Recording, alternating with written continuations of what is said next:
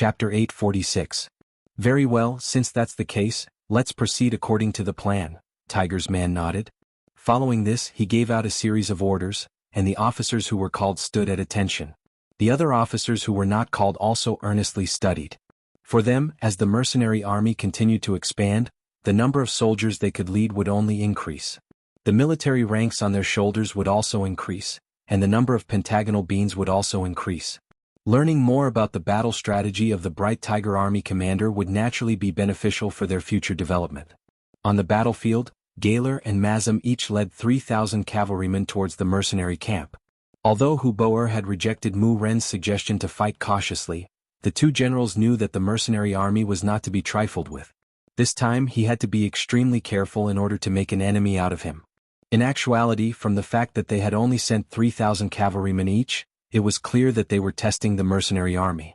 Otherwise, Hu Boer would have sent at least 10,000 cavalrymen. Because it was just a test, the two generals did not charge forward. Instead, they slowly approached, wanting to see how the mercenary army would react to their arrival. Under their watchful eyes, the mercenary camp quickly reacted. Groups of mighty and majestic cavalrymen appeared and walked out of the camp in an endless stream. It was too much for the eyes to take in, and it felt like there was no end to them. However, this feeling quickly disappeared because the cavalrymen had already blocked their vision, making it impossible for the two generals to see what was going on within the mercenary army. General Gaylor lightly sighed. The mercenary army's tricks made him feel a sense of helplessness. On the other hand, Mazam glared at the mercenary army with a look of hatred. It was because of the mercenary army's shameless sneak attack last night that not only had he lost his base at Mount Saihan, but his assets had also been stolen. Even his deputy General Bora had died. Because of this, he was furious, and he wanted to deal a heavy blow to the mercenary army to take revenge for his brothers and vent his anger. As they advanced, the distance between the two sides became closer and closer. When they were 4 li away, they were already within range of the cavalrymen. However, the mercenary army was still in formation and did not seem to have any intention of charging. It's just a bluff. Seeing that the mercenaries were not moving at all, neither charging forward nor retreating, Mazam, who was furious, decided to charge forward and try it out. He wanted to see how strong the other party was. Men attack. Once the order was given, the 3,000 Tatar cavalrymen moved. Their horses galloped and kicked up clouds of dust on the ground as they charged toward the mercenary cavalrymen. When Gore saw that Majamu had taken the initiative to charge without even greeting anyone, his eyes darkened. At this moment, a deputy general at the side asked, "General, should we also launch an attack together?" "Let's wait and see," Gore said calmly. This was his first time fighting with the mercenaries and he wanted to learn more about them. The left wing did not move. Only Mazam's army rushed out. However, he did not seem to be afraid. There was only the word kill in his eyes. Although there were quite a number of cavalrymen, there was no fear in his eyes. On the battlefield, one could win against many with a few. Perhaps it would happen to him one day. The Tatar cavalrymen were getting closer and closer. Soon, the distance between them was reduced from 4 li to 2 li. At such a distance, the cavalrymen should charge. Otherwise, there would not be enough space for them to display their speed. Once they collided, they would be at a disadvantage.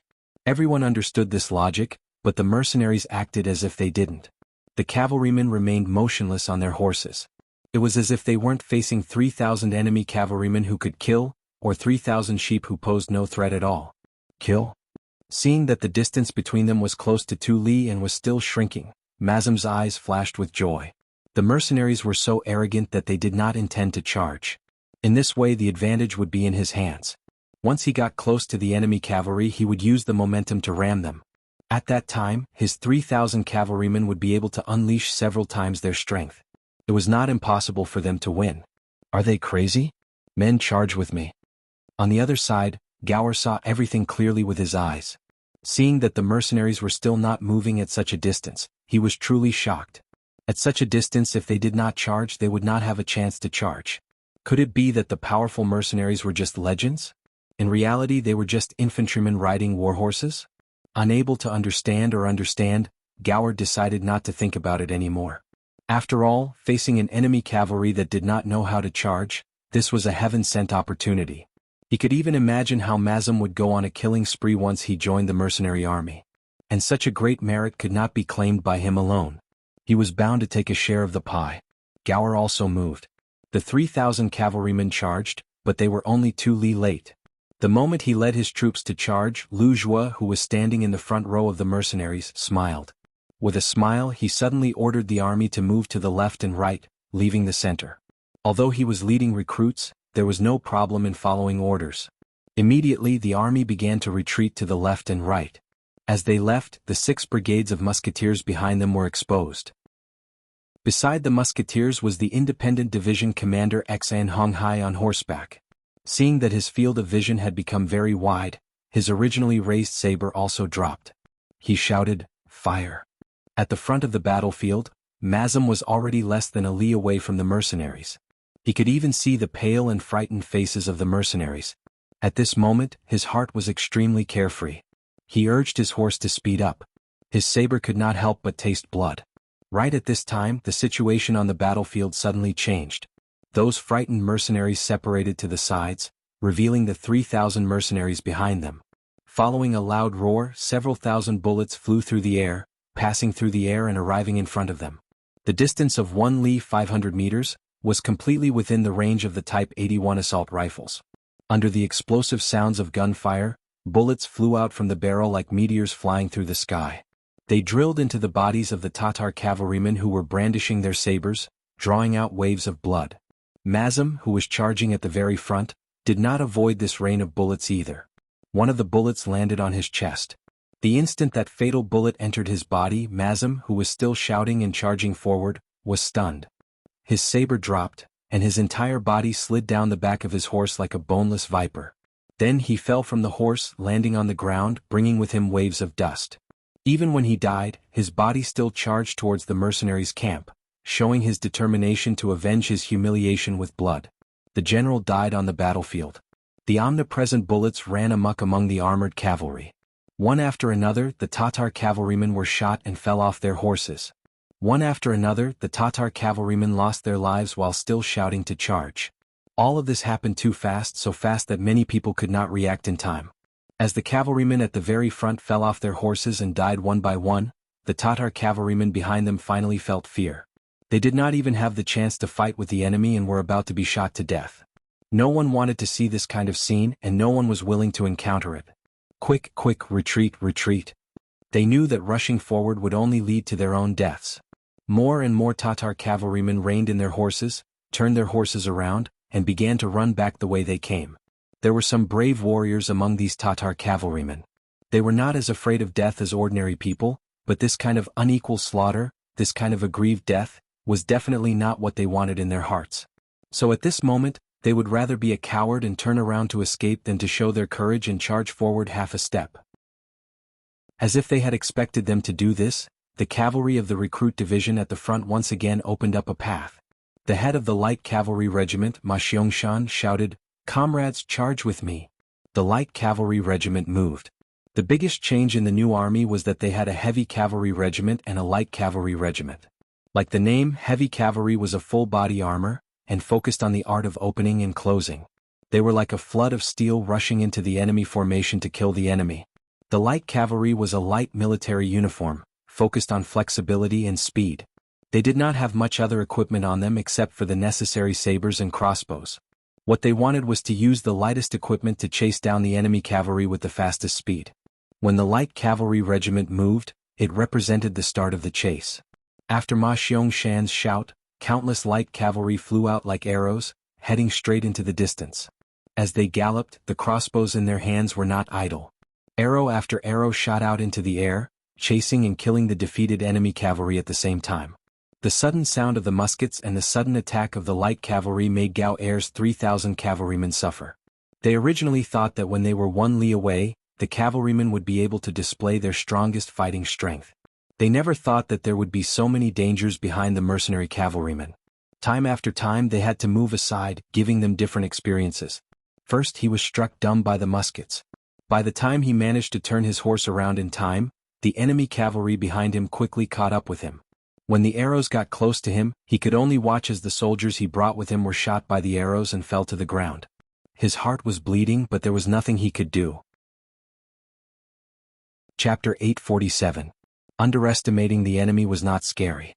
What was scary was that his cavalry had been beaten into a pulp and had lost their will to fight. With such an iron cavalry, it would be difficult to calm them down and turn back to fight. They could only rush toward the Tatar camp and hope that the enemy would not chase too hard. As expected, the light cavalry did not chase too far and stopped after 6 miles. Ahead of them was the Tatar camp, and the enemy could send their cavalry to counterattack at any moment. Although they were light cavalry and were not afraid of being caught, there was no point in fighting. The light cavalry retreated and kept their guns. This probing mission ended in a huge victory for the mercenaries. Based on the results, they had killed close to 2,000 cavalry and captured 100 enemies. Not only did they lose the first battle, but even General Mazem had died on the battlefield. When this result reached Huboer's ears, he was furious. Within the tent, the table was sliced in half by a sharp cavalry knife. A roar sounded out, "Mazem, I will take revenge for you." Mazem had defended Saihan Mountain for many years, and even if he did not contribute much, he had put in a lot of effort. However, when Huboer's army appeared and was about to show off their skills, he was killed. It was truly regretful and sad. All of a sudden, the morale of the Tatar camp was low. To break this bad atmosphere, Huboer roared out once more, "Where is General Chiga? Has he not taken down Talu City?" The flames of war raged beneath Tulu. Countless cloud ladders were erected beneath the city walls, and countless arrows were fired in the air. Death was a matter of great importance to humans, but at this moment, it seemed so insignificant and ordinary. When the Iron Cavalry started to probe the mercenaries, the 5,000 grassland infantry led by Chiga had launched a fierce attack on Talu City. It was said that the grassland Iron Cavalry were unparalleled in the world. Everywhere they went, locusts would sweep past, and not a single blade of grass would grow. However, what everyone didn't know was that the trained grassland infantrymen were also elites among soldiers. They existed for the purpose of sieging cities, and their instructors were generals with rich experience in sieging cities. The grassland cavalry relied on speed, while the Ming army relied on the city walls. Both sides had their advantages, and it was difficult for one side to gain the upper hand. As time passed, Ming Qingzu conquered the 5 grasslands and opened up the path of the Ming army's iron cavalry. After the Mongol soldiers suffered losses time and time again, they started to learn from the strengths of the Ming army to create offensive infantry. A person's greatest ability lies in learning and imitating. After Ming Qingzu passed away, the advantage of the Ming army cavalry slowly disappeared. As a result, the Mongol siege infantry grew. This time, the 5,000 infantrymen had this ability. Their teachers were the captives of the Ming army who had their cities conquered. Since they were living under someone else's roof, they had no choice but to lower their heads. In order to survive, not many of them could reject the mere teaching of skills. Because of this, the Mongol army that was attacking the city was really aggressive. The moment they appeared, they beat up the Baiming army. The 3,000 new Baiming soldiers that were in charge of defending the city suffered heavy casualties. Cries of emergency continuously entered the ears of General Ning Wenfeng, who was in charge of the formation. He had no choice but to bring 1,000 old soldiers and 3,000 new soldiers to re-enter the city and stabilize the situation. On the battlefield, the biggest difference between the new soldiers and the old soldiers was the amount of battle experience. Usually, the experienced old soldiers knew what to do without orders. They could freely counterattack and attack when they should and dodge when they shouldn't. The new soldiers were different. They were like a heavy stone mill. If you pushed them, they would move. If you didn't push them, they would be as immovable as a mountain. When these new soldiers came to the battlefield, they were terrified by the aura of death on the battlefield. Without orders, how would they know what to do? When the new soldiers lost, the old soldiers went up. The new and old soldiers helped one another, and Ning Wenfeng's commanding ability was displayed. He chased back the Mongol infantry that had charged up the city walls. After a few rounds, they finally lasted until night time, and the offensive came to an end. Within the city lord's manor, the injured ancient river was still resting on the bed. Shi Wanshan, who had mostly recovered, and eunuch Deng Chang were sitting in the hall, talking to the exhausted Ning Wenfeng. Eunuch Deng, Commander, the losses in this battle are too great. More than 2,000 new recruits have died and 2,000 have been injured. If this continues, I'm afraid it will be difficult to defend the city. Why don't we retreat to the Xian Mansion? The city walls there are higher, and it will be much easier to defend than Tulu City. Ning Wenfeng grumbled while probing. His eyes were filled with hope. We can't. Deng Chang was the first to speak. The two generals might not know, but when the Duke of Loyalty and Courage gave Talu City to the Great Ming, everyone in the imperial court clapped and cheered. The people of the capital also took to the streets and lit firecrackers to celebrate. Everyone took Talu City as a symbol of the rise of Ming. How could we give it up at this moment? If we really did this, there would be no need for anyone else. Just the memorials from the imperial censors would be enough to crush us to death. Deng Chang's words made sure Wan Shan, who originally wanted to say something, shut his mouth immediately. If this really was the case, Talu City could not be lost. Otherwise, their political lives would come to an end. At that time, no matter how great their ambitions were, they would be powerless to carry them out. Hold on a little longer. If we really can't do it, we'll transfer all the new soldiers from the Shen Manor. As long as we take the stance of defending to the death, no matter how fierce the Tatar army is, they will know the difficulties and retreat. Sure, Wan Shan thought that there was still a strong mercenary army outside the city, and his heart was a lot more comforted. Ning Wenfeng was just probing, and since there was no other way, he didn't consider it. As for transferring soldiers from the Shen Manor, after a moment of hesitation he said, perhaps this is the only way. Otherwise, the 2,000-some veterans and 5,000 new soldiers in the city won't be able to last for very long. Fine, then we'll transfer soldiers from the Shen Manor. First, we'll transfer 500 veterans and 10,000 new soldiers.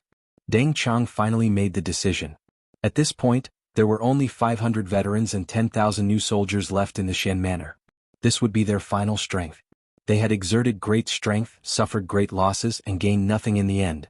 They still had to bitterly defend Talu City, to the extent that they had almost used up all the veterans. It had to be said that this time they had really made a loss. This result left Shi Wanshan and the other two speechless for a long time. They didn't even seem to have the mood to talk. In comparison, the atmosphere in the Tatar army camp was much better than it was in the afternoon. Chiga had already reported the casualties. During the attack during the day, more than 1,000 soldiers had died and more than 1,000 were injured. They only needed to rest for a night, and more than half of them could still participate the next day. In comparison, Ming's defenders had suffered more than 4,000 casualties, which was twice the number of their own side. Everyone knew that during a siege, the attacking side would often be at a disadvantage. Generally speaking, to siege a city, one had to have at least 3 times the strength of the enemy. This time the results were the exact opposite. The losses of the defenders were more than double that of the attackers. Even if they didn't take down the city, it was still a great victory. Hu Boer's expression was much better, and he encouraged Chiga. He said that they would continue to attack the city tomorrow and try to take down Talu City, as well as find a place for the army to settle down. Chiga naturally nodded towards his words. Compared to ordering the Ming army to continue attacking, Hu Boer's attitude towards the mercenaries was something that Hu Boer could not grasp. Today's battle had given him a deeper understanding of the strength of the mercenaries.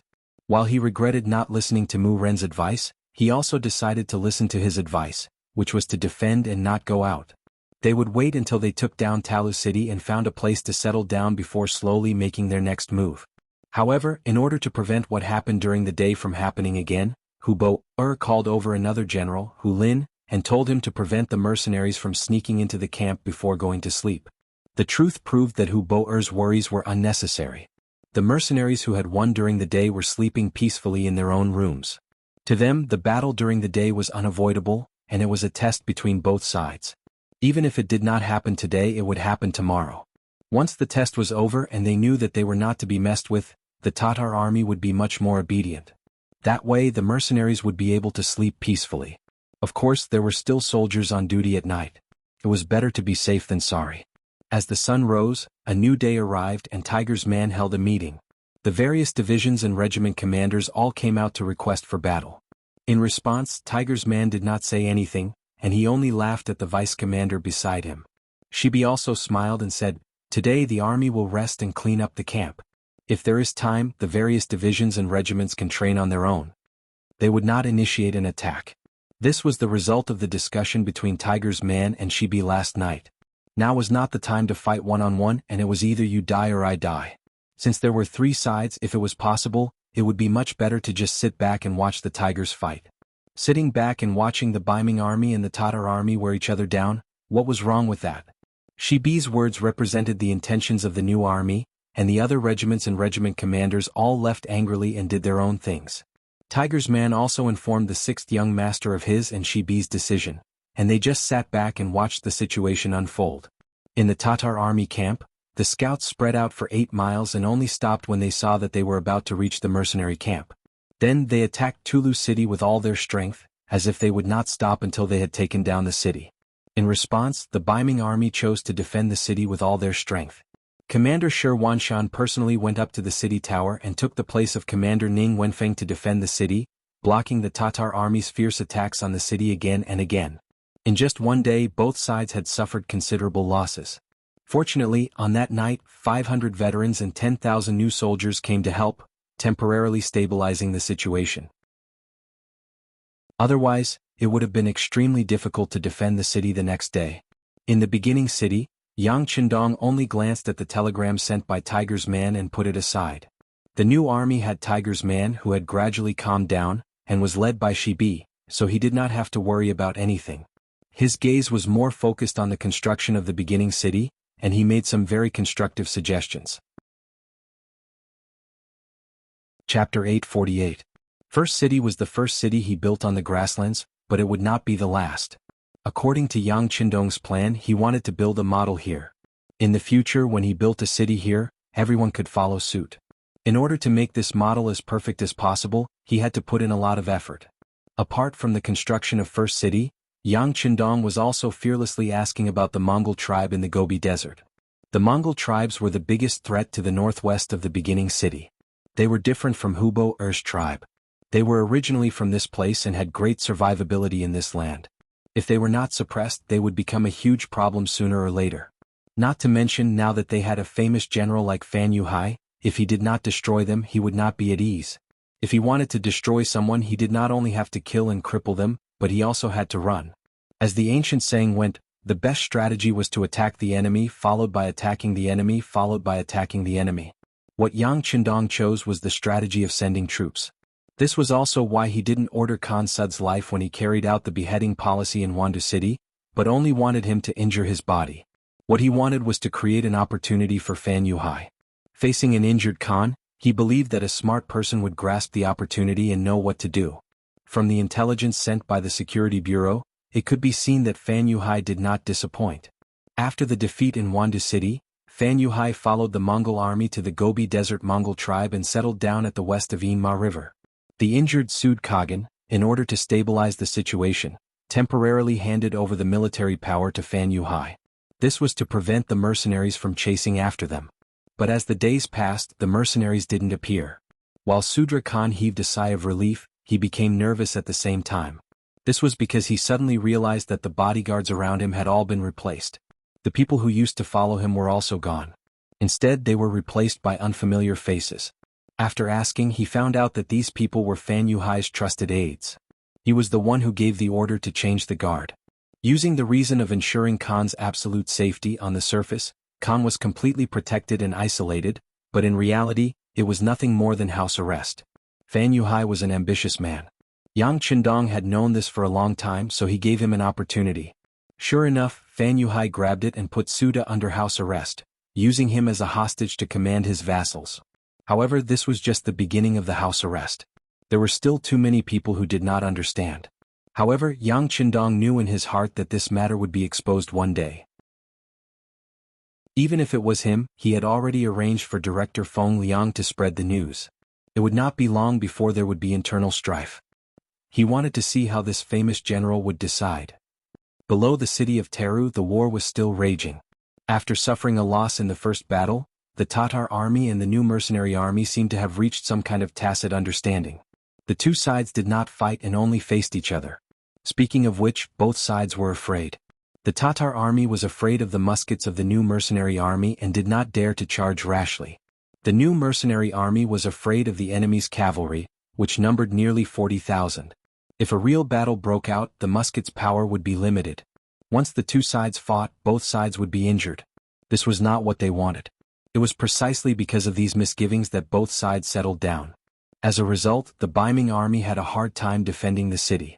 When the Tatar army focused all of their energy and spearhead on Tulu City, the pressure on Shi Wanshan multiplied and he was in an abyss of suffering every day. Previously, when the Tatar army attacked the city, they only used infantry. These well-trained siege soldiers were already a headache for the Ming army. However, when the mercenaries and the Tatar army were in a stalemate and neither side had the intention to send out troops, the Tatar cavalry also came into play. They arrived at the city walls and continuously shot arrows at the buildings, killing a large number of northern Ming recruits who did not have much combat experience. Teru, which was already in a precarious situation, was in even more danger. The number of casualties was constantly rising. If this continued, the city would not be able to hold on for much longer. Another tiring day passed. The exhausted Shi Wanshan and Ning Wenfeng returned to the yamen of the city lord's mansion. They sat in the courtyard and drank tea while looking at each other without saying a word. Guardian eunuch Deng Chong had already returned to the Xian mansion. He even brought back the commander Gu Feng. He said that he was bringing the general back to recuperate, but in reality, it was just an excuse for him to avoid responsibility.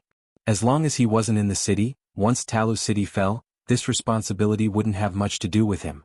At that time, with Gu He, this general, in his hands, the safety of the Xian manor would be guaranteed. What a wonderful plan. I said that we shouldn't have taken Teru. This city is extremely important, but its walls aren't that high. We're just asking for trouble. The emotionless Ning Wenfeng finally couldn't hold back any longer and slapped the stone table in the courtyard. After several days of bitter fighting, even the most even-tempered person would have been worn in. How could Ning Wenfeng's reaction not be exactly what Shi Wanshan had been thinking? But he was keenly aware that there was no way out of this situation. He had sent a messenger 800 li to the capital to ask a few officials who were on good terms with him. All of their answers were basically the same. The imperial court viewed this battle with great importance, and if they lost, an imperial edict condemning them would immediately be issued. When that time came, they would be guilty of biming. Shi Wanshan, who had worked so hard to get to this day and had even been a bandit, naturally didn't want to lose everything. What he needed to do was think of a way to protect Teru. Suppressing his anger, Shi Wanshan asked, Wenfeng, what do you think if we kill our way out and send someone to ask for reinforcements from the mercenaries? Ask for reinforcements?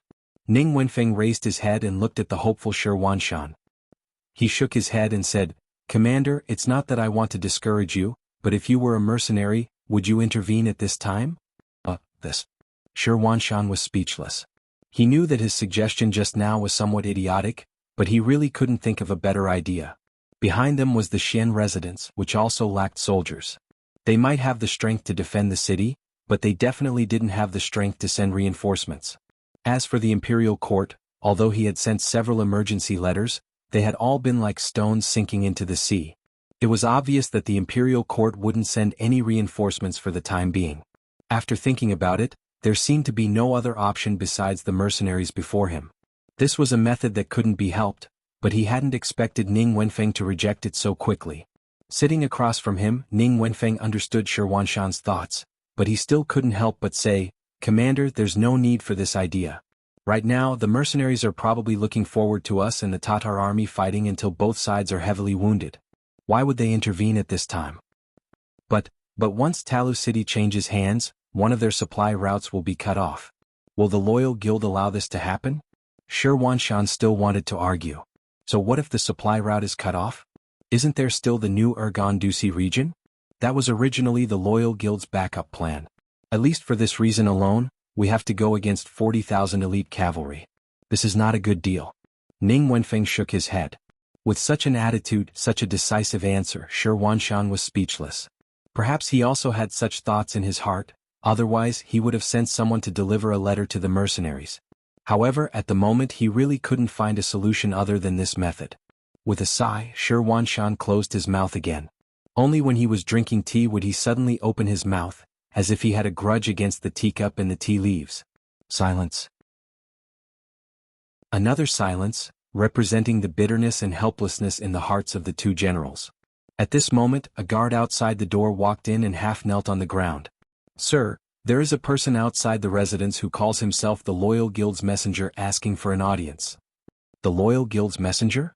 When they heard the voice, the eyes of the two men who were originally dispirited lit up. Shi Wanshan even opened his mouth abruptly after a breath of time. Please, please. If it weren't for his own status, Shi Wanshan would have already stood up to greet him. But even if he didn't do so, the two words please from his mouth were enough to express his excitement. The bodyguard retreated.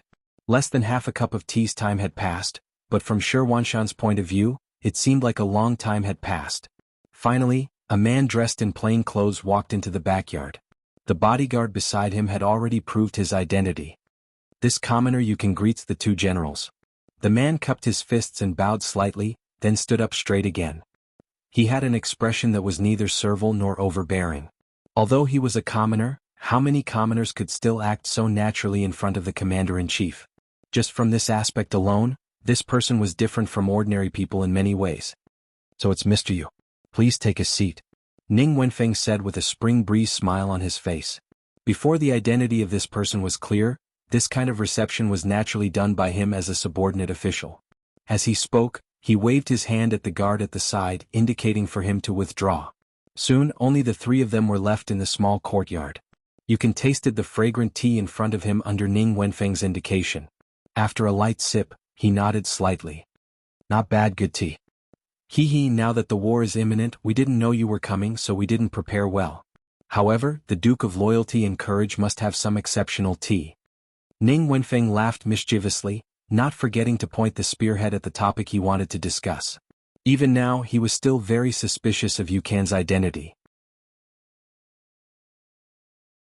Chapter 849. Talu City had long been sealed off. Even the Tatar cavalry couldn't charge in. How did this person appear here? It would be understandable if he was already in the city, but how did he get the latest instructions from the Duke of Loyalty? Could it be that Hai Dongqing had sent the message? But he didn't see any birds enter the city. How could he send the message? Both Ning Wenfeng and Shi Wanshan didn't know that there was a telegram in the world. Two people didn't need to meet at all. They could communicate with each other without being affected by distance. Naturally, Yukon had no obligation to tell them all this. He could even think of their doubts, but his duty wasn't to explain these things. He was just passing on a message. Yukon, the leader of the security bureau stationed in Talu City, was usually responsible for collecting information in the city and forwarding it to Director Feng Liang in First City on time. They thought that he would always be a dark worker, but today's telegram forced him to reveal his identity. The sixth young master had personally called and asked him to pass on a message to the city lord's office. They didn't dare disobey the sixth young master's orders. Thus Yukon came, and he even appeared here openly. He knew that perhaps this was the only way to dispel the two generals' worries and complete the matter. Ning Wenfeng's words were clearly probing, but Yukon still replied with a chuckle. "What good tea does the Duke of Loyalty have? I didn't have the chance to drink it. But if you suspect my identity because of this, you can arrest me as a liar." Such a straightforward answer immediately caused Ning Wenfeng to reveal a trace of awkwardness on his face. He didn't know how to respond. After all, there was no benefit in pretending to be someone from the Duke of Loyalty at this time. Shi Wanshan, who had been impatient for a long time, saw that the conversation was about to reach an impasse. He finally said, "Mr. Yu said that you came on the orders of the Duke of Loyalty. Do you have anything to say to me?" "Commander, I came on the orders of the Duke of Loyalty. I do have something to tell you. According to the Duke of Loyalty, if Talu City can't be defended, there's no need to defend it anymore. We can just retreat to Xuanfu City. At that time we can accumulate strength to defend it." Yukon was only halfway through his sentence when Ning Wenfeng interrupted him. "How can Talu City not be able to defend itself? Furthermore, we are paid by the Imperial Court. Now that the Imperial Court has not issued a decree, how can we leave our posts without permission? Mr. Yu, do you know that your words just now are already a crime?" One couldn't blame Ning Wenfeng for being angry. Yang Qindong might not care too much about the loss of Talu City, but as the general of the city's defense, he had a huge responsibility. If he did not handle it well, his reputation would be ruined. It was even possible that he would be imprisoned and beheaded. How could he not be anxious when it involved his own life? After Ning Wenfeng said this, Yukon closed his mouth. He first shook his head, then tasted the tea. He was not frightened by the other party's words. Yukan's calmness landed in the eyes of Shi Wanshan, who was standing beside him. His eyes could not help but light up. This person was so calm. Either he had something to rely on, or he had already disregarded life and death. Regardless, he believed that no one would come here to throw their lives away. He immediately suppressed Ning Wenfeng, who was about to explode, and smiled at Yukon. "Mr. Yu, you must have something else to say. This commander is willing to listen with respectful attention." Since Shi Wanshan had spoken in this manner, Ning Wenfeng could only forcefully suppress the anger in his heart. After which, he viciously stared at Yukon. He wanted to see what this person was going to say next. If he continued to spout nonsense, he would not care if the other party was truly a loyal person. He would take him down first. You can slowly put down his teacup. He looked at Shi Wanshan and said word by word, "The Duke of Loyalty said that Talu City can be abandoned, but Xuanfu City cannot be abandoned. As long as the commander defends Xuanfu and does not let the Tatar army take a single step forward, Talu City will return to the general's hands in 1 or 2 months at most." Shi Wanshan was stunned. He already knew there was more to it, but he didn't expect it to be like this. As his thoughts spun, he seemed to have thought of something. Is the Duke of Loyalty going to take action against the Tatar cavalry? What? Didn't the Duke of Loyalty send out troops a long time ago? Yukon replied with a smile. Yes, he did send out troops, but he didn't just put on a show. Ning Wenfeng finally had a chance to interject. He didn't know why, but the calmer Yukon was, the more he found him to be an eyesore. He came to his territory and his little life was in his hands, yet he could still be as steady as Mount Tai. It was truly infuriating. Yukon seemed to be used to Ning Wenfeng's provocation. He didn't answer his question, but continued to speak with a calm expression. I came here on behalf of the Duke of Loyalty to deliver a message. As for whether you believe it or not, that's my problem. Of course, you can also capture me or even torture me. I can't guarantee whether or not I can keep the secret in my heart. But in this way, it will delay the two generals' time to make a choice.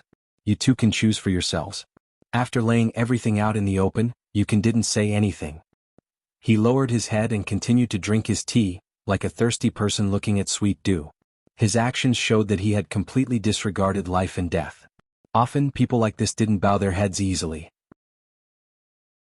Even if they were captured and tortured, there wouldn't be a result in a short time. And it just so happened that Shi Wanshan didn't have much time left. If he made a single mistake, he wouldn't have the chance to turn things around. Mr. Yu, do you have any keepsake to prove your identity? Shi Wanshan still didn't give up. No. Yukon answered very straightforwardly. Then he added, Tulu City has already been sealed. Where would I get a keepsake? Without a keepsake, where did you get the news? Ning Wenfeng interrupted again, feeling that he had caught the other party's loophole. You don't have to worry about this. In short, I'm telling the truth. Whether you believe me or not, you two generals can consider it yourselves. Yukon definitely wouldn't tell them about the telegram. This was still a secret to the other forces. Of course, the longer it was hidden, the more advantageous it would be. The stubborn Yukon immediately made Ning Wenfeng give birth to a kind of feeling of not knowing where to cut. At that moment, he shifted his gaze to Shi Wanshan. It was obvious that he wanted the commander to make the decision. Shi Wanshan frowned. Yukon's appearance was too unexpected. He couldn't make a decision in a short time. He still needed more time to consider. He slowly raised his head. Mr. Yu, thank you for your information. How about this? I'll think about it before making a decision. Now please go back and rest. All right, there's no need to inform this commoner of your decision. It won't take long for the whole world to know of your decision. Yukon knew that his mission was completed. There was no point in staying any longer. He stood up, nodded to the two generals and turned to leave. Outside the door, when the bodyguard escorted Yukon out, he saw the signal in Shi Wanshan's eyes. He lightly nodded his head to show that he understood. Once Yukon left, Ning Wenfeng didn't care about anything else and said anxiously, Commander, you don't really believe that he was sent by the Duke of Loyalty and Courage, do you? He doesn't have anything on him to prove himself. If we can't get out, how can we prove it? Shi Wanshan asked back and said, At this moment, do we have any other choice? But why did the Duke of Loyalty and Courage do this? Ning Wenfeng was speechless, so he changed his way of asking. Didn't you say it before? The Duke of Loyalty and Courage wants this supply route. This is the reason. Shi Wanshan suddenly stood up as if he was convincing himself, or perhaps he had already made a decision in his heart. Yukon left the city lord's mansion and returned to his own courtyard. He quickly turned off the lights and went to sleep. The bodyguard sent to follow him didn't find anything out of the ordinary, so he could only send someone else to keep watch while he hurried back to report the situation. Shi Wanshan had long been prepared for this. Since Yukon dared to show himself, he would naturally clean up all the loose ends. He knew that it was impossible to find an answer from Yukon. However, Shi Wanshan didn't want to let him go. Once he left Tulu City, he would take this person with him. If he wasn't sent by the Duke of Loyalty and Courage, then he would take his life before he died. It was also from this night that the Ming army made preparations to retreat. Carriages carrying supplies to and from the Xian Manor came and went without end. 3 days later, Shan, who had been guarding the city with great difficulty, finally made preparations to leave the city when night fell. In order to prevent the Tatar army from discovering them, he left behind 2 Baihu offices and had them walk around with torches in hand, creating the illusion that the army was still there. In the end, Shan decided to believe Yukan's words and withdraw from Tulu city. When he and Song Wenfeng left the city lord's mansion, Yukan was already waiting in front of the main entrance with a bundle on his back. He clearly knew that the other party wouldn't let him stay here, so he might as well take the initiative and leave with them. Since Yukan was so tactful, Shan, who had no intention of turning hostile, walked over with a smile. "What is the meaning of this, Sir Yu? Do you want to leave with us? There are no more Ming army or civilians in the city. Yukan has no value in staying here, so I'll have to trouble the commander." Yukan stood there with a smile on his face, looking as if he had nowhere else to go. "Ah, good. Men, prepare a group of good horses for Sir Yu to leave with us." Shan laughed heartily. Regardless of whether or not this Yukan was a loyal and courageous man, his courage and insight were enough to make him admire him greatly. In the dark night, torches stretched out in all directions. The Ming army retreated from Tulu city, leaving behind an empty and resourceless ancient city. Chapter 850. The next day when the sun rose, the 200 Ming army quickly left. After breakfast, the Tatar army continued to attack the city. Only then did they discover that there was no resistance and they were able to easily enter the city. News of the Ming army's departure quickly reached Hu Boer's ears. Ming army has retreated. Ah, good news. Let's enter the city. Hu Boer was overjoyed. Although the northern Ming army suffered the most losses during the siege, it was still very uncomfortable for him. He suffered losses every day, and he still had to defend against the attacks of the mercenaries from 10 miles away. This kind of feeling was really uncomfortable. Now that he had a city to defend, he had something to rely on. Moreover, Tulu city was originally a city that was easy to defend and hard to attack. It was connected to a nearby mountain range, so he only needed to defend the Xuanfu Gate to the east and the Grassland Gate to the west. This allowed him to divert his forces to do what he wanted to do. The Tatar army smoothly entered the city and was prepared for a sneak attack from the mercenaries. However, the enemy did not seem to see them and allowed them to do as they pleased. When all of the Tatar soldiers entered the city, the mercenaries suddenly moved and set up camp 8 miles away from the western city gate. At this point, the situation of closing the door and beating the dogs had already taken shape. Not only that, they also cut off all communication between the Tatar army and the outside world. Only when the mercenaries set up their tents did Hu Boer, who was standing on top of the tower, feel that something was wrong.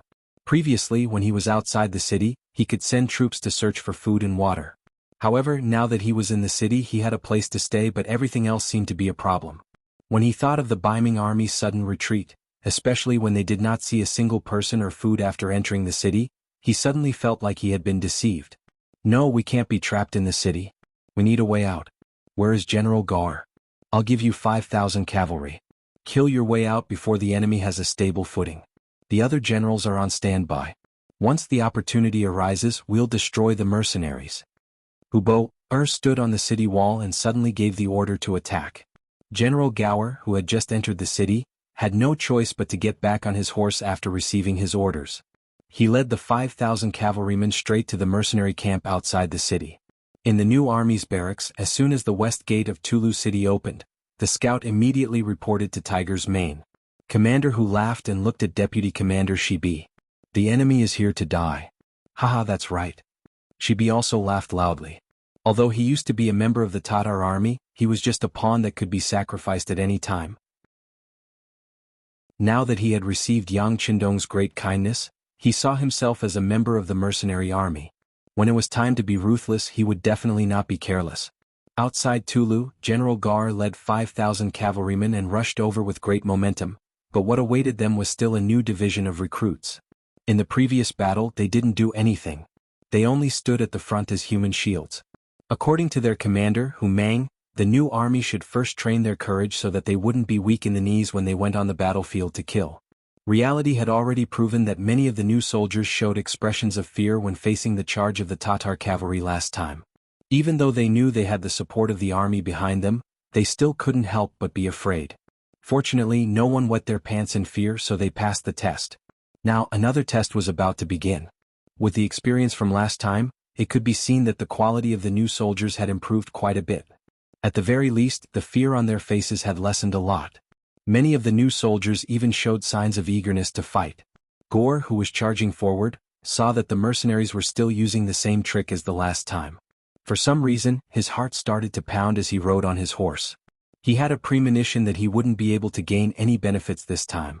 But when he thought about how General Hubo was looking at him from the city wall tower behind him, he couldn't turn back. He could only lead the army forward. But in the process of charging, he intentionally slowed down and stayed at the back. Last time, General Mazum had been killed by a musket. With this experience, he wouldn't be so easily fooled. Gar's premonition was very accurate.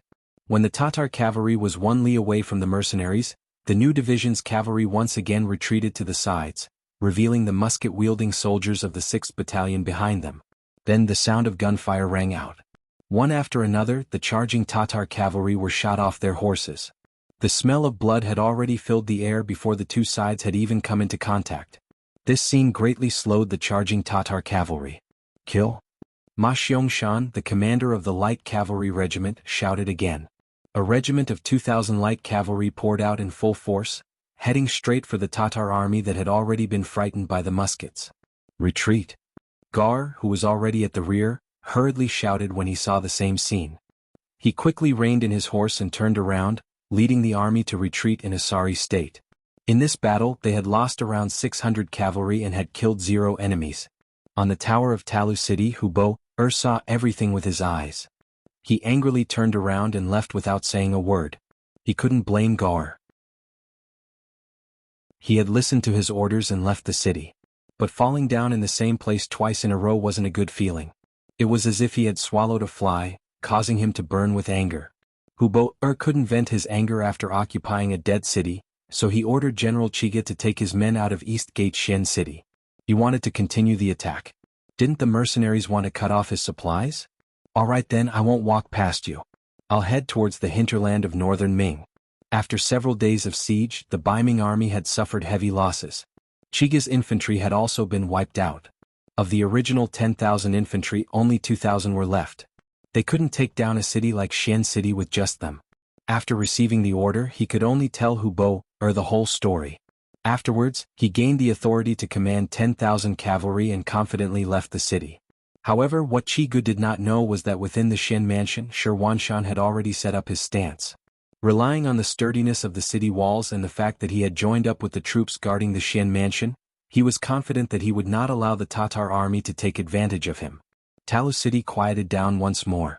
Knowing that he couldn't do anything to the mercenaries, Hubo gave up on the idea. He only needed to wait for good news from General Chiga. At that time, he only needed to leave a portion of his men to defend Talu City. The mercenaries would be blocked outside, and he would be able to lead his army to do whatever he wanted in the hinterland of northern Ming. The mercenaries below the city tower were as calm as ever. The soldiers woke up on time and went out for exercises. They were as free as if they were in their own city. They were waiting for the 6th young master to give the order to attack. In the first city, Yang Qindong didn't give the order to attack. He was also waiting for Sherwanshan and the Tatar army to both sides to suffer heavy losses. At that time, it would be time for him to send out his troops. While waiting, the Mongol tribes in the north of Mo Bay finally sent out good news. Fan Yuhai finally stopped waiting and revealed his devil's fangs. He used the excuse of marrying Tuoya as an excuse to replace Sud Khan. The Mongol camp in the north of Mo Bay was 100 miles west of the Yinma River. It was the end of spring and the beginning of summer. The grasslands were no longer covered in snow and desolation. Instead, it was filled with greenery. However, as the flower of the north of Mo Bay, Princess Tuoya's mood was not as good as the weather. Instead, her face was extremely ugly and her heart was heavy. Ever since her father was injured and returned from Yendu, he had been bedridden. He stayed in a tent the size of a yurt and rarely saw guests. Even as his daughter, she had only seen him 3 times. Moreover, 2 of the times she saw the unconscious Sud Khan. He only woke up once and said to her with a smile that he had already found her a satisfactory husband. That was the famous General Fan Yuhai. Although Fan Yuhai was only 30 years old, he was much older than Tuoya. Especially when he was usually silent, he always gave people a feeling that strangers shouldn't get close to him. He also gave people a feeling of liveliness which made Tuoya very uncomfortable. She couldn't understand why her father would make such a decision. Before, they had agreed that her husband would only marry if she agreed. Only, it was a pity that Su didn't give her any opportunity to speak. After he finished speaking, he used the excuse that he was tired and needed to rest to forcibly have Tuoya leave. Ever since she left the tent, Tuoya's face didn't smile again. Facing a man she didn't understand at all, yet he wanted to be her husband and for a lifetime at that. She really couldn't accept this. However, she couldn't go against her father's orders, so she didn't know what to do either. She wanted to discuss this with others, but only then did she discover that the people she was familiar with were no longer by the side of the Khan's main tent. When the army retreated, Zamubala was killed by the mercenaries who stayed behind to cover the retreat. General Day Song was ordered to train the tribe's younger generation, hoping that they would have the strength to fight again. General Bao Yin, who had the best relationship with her, was ordered to recruit new soldiers from the tribe to replenish the military strength lost in the previous battle. For a time, there was actually no one she could use, no one she could talk to. At this moment, Tuoya felt helpless and lonely. Before Tuoya was born, Sud was already the leader of a large force. After that, he who had the bloodline of the Golden family, called himself the Khan. In other words, from the moment she was born, she had a noble status. She stretched out her hand for clothes, opened her mouth for food, and rarely did anything go wrong. The only time he had been rejected was when he saw the white dragon horse by the stream and wanted to buy it, but he was rejected. Chapter 851. When she thought of that rejection, for some reason, a smile appeared on Tuoya's face. Although she had been rejected in a very straightforward manner, she wasn't angry. On the contrary, she had seen the scene of the god of war slaughtering in all directions. Which young man didn't have feelings? Which young woman didn't yearn for love? It was from that time that a shadow appeared in the depths of her heart. However, she was smart enough not to mention it to anyone. In particular, her father's following actions had reduced the possibility of this existence to the lowest. This time, her father had been injured by a flintlock. Tuoya knew even more clearly that the distance between her and that man would only grow further and further. After all, no woman of the grasslands would choose to marry an enemy. She turned her mind back and thought about the problem in front of her. Tuoya became troubled again. She didn't like Fan Yuhai and always felt that she couldn't see through this man. She didn't want to live in this kind of unhappiness for the rest of her life, so she secretly made a decision. She would find an opportunity to enter the king's tent. She wanted to see her father and explain things clearly. Although she wasn't good at fighting, women seemed to be born good at acting. After Tuoya secretly made a decision, her performance was no different from normal. Even when some of the maids began to prepare clothes for her before marriage, she still greeted them with a smile. There wasn't the slightest hint of disobedience. Involuntarily, the expressions of the guards responsible for watching her became relaxed. Once Tuoya really married General Fan, she would become their mistress. Of course, it was best not to offend such a woman if possible. This day, as usual, Tuoya walked out of the yurt after eating dinner and went to the nearby grasslands to enjoy the night scenery. This had become a habit for the past few days. This was also her preparation for the following actions. In the past few days, it had been like this time and time again. The guards who were watching her were used to it. As long as she didn't disappear from their sight, they would let her do whatever she wanted. This was originally an order from General Fan. The fruits that were just delivered are not bad. How about this? Take out some for my father to try. Under the moon, the princess dressed in bright red robes waved her hand as she spoke. Beside her, a woman dressed in a maid's robe immediately acknowledged the order. Carrying a plate of fruits, she retreated, then lowered her head and walked towards the Khan's tent 100 meters away. She was only an attendant, so no one would pay attention to her. Even when she walked past the guards that were keeping watch, sure enough, no one took a second glance at her, and this caused Tuoya, who was extremely nervous in her heart, to be unable to help but heave a sigh of relief. Yes, the maid was Tuoya. The real maid was disguised as Tuoya and was sitting on a chair looking at the night sky. Taking advantage of the fact that no one was paying attention to her, Tuoya arrived in front of the main tent. The two guards guarding outside blocked her path. Who is it? Generals, this maid has brought a plate of fruits to the Khan under the orders of the princess. Please make an exception and don't make things difficult for the servants. Tuoya lowered her head as much as possible, not allowing the other party to see her face clearly. She then spoke in a slightly submissive tone. In the past few days, Tuoya had learned a lot from the maids in her own tent. She had also learned some of the daily actions. The two maids guarding the door didn't suspect anything. They merely took a look at the plate of fruits and didn't discover anything unusual. After that they waved their hands. The Khan is resting. Quickly enter and quickly leave. Many thanks to the two generals. Tuoya lowered her voice and a trace of joy flashed across her face. Then she stepped into the tent. Compared to the night sky outside, the yurt was much warmer inside, and there was also the smell of medicine. The moment Tuoya entered, she frowned. She hated the smell of medicine, but when she thought of her mission, she endured it and strode to the sleeping Suda's side. Then she saw the scene of her father sleeping peacefully. "Father, father, wake up. I am your daughter Tuoya. I am here to see you," she softly called out. Knowing that there wasn't much time left, Tuoya stretched out her jade-like hand and gently shook the sleeping Suda. However, before her small hand could touch the body, Suda, who was lying on the bed, suddenly opened his eyes. When he looked carefully with the help of the candlelight, it was indeed his daughter, Tuoya. Suda instinctively looked outside. When he saw that there was no third person, he heaved a sigh of relief.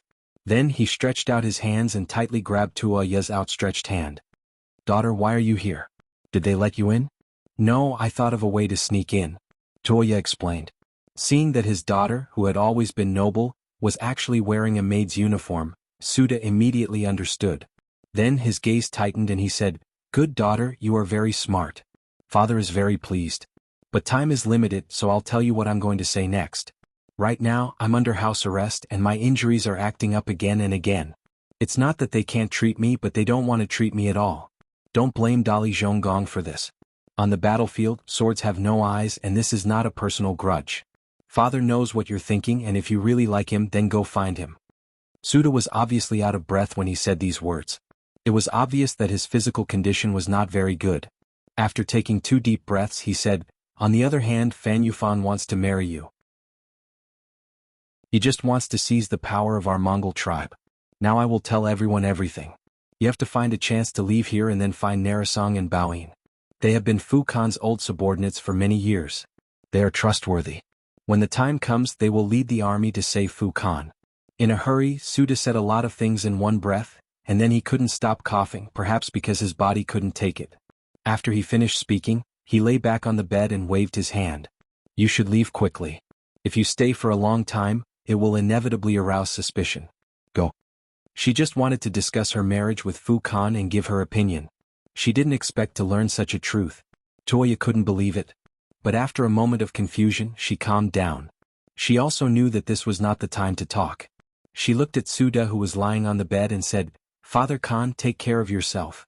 Then she turned around and left the tent. Outside the tent, the 2 guards waited for a while.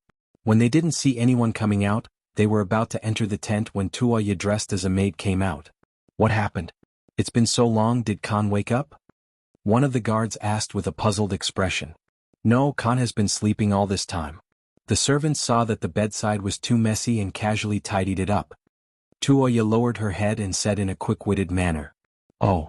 This explanation made the guard feel relieved. Then he nodded. "All right, there's nothing for you to do here. Quickly leave." It was no wonder that the 2 guards were so relieved. They knew that the medicine Suda took was originally a sleeping drug.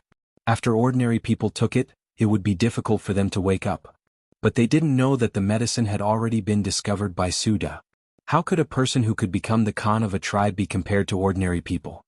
Not only that, he also vomited it. This was also the reason why the yurt had a strong smell of medicine. Tuoya left.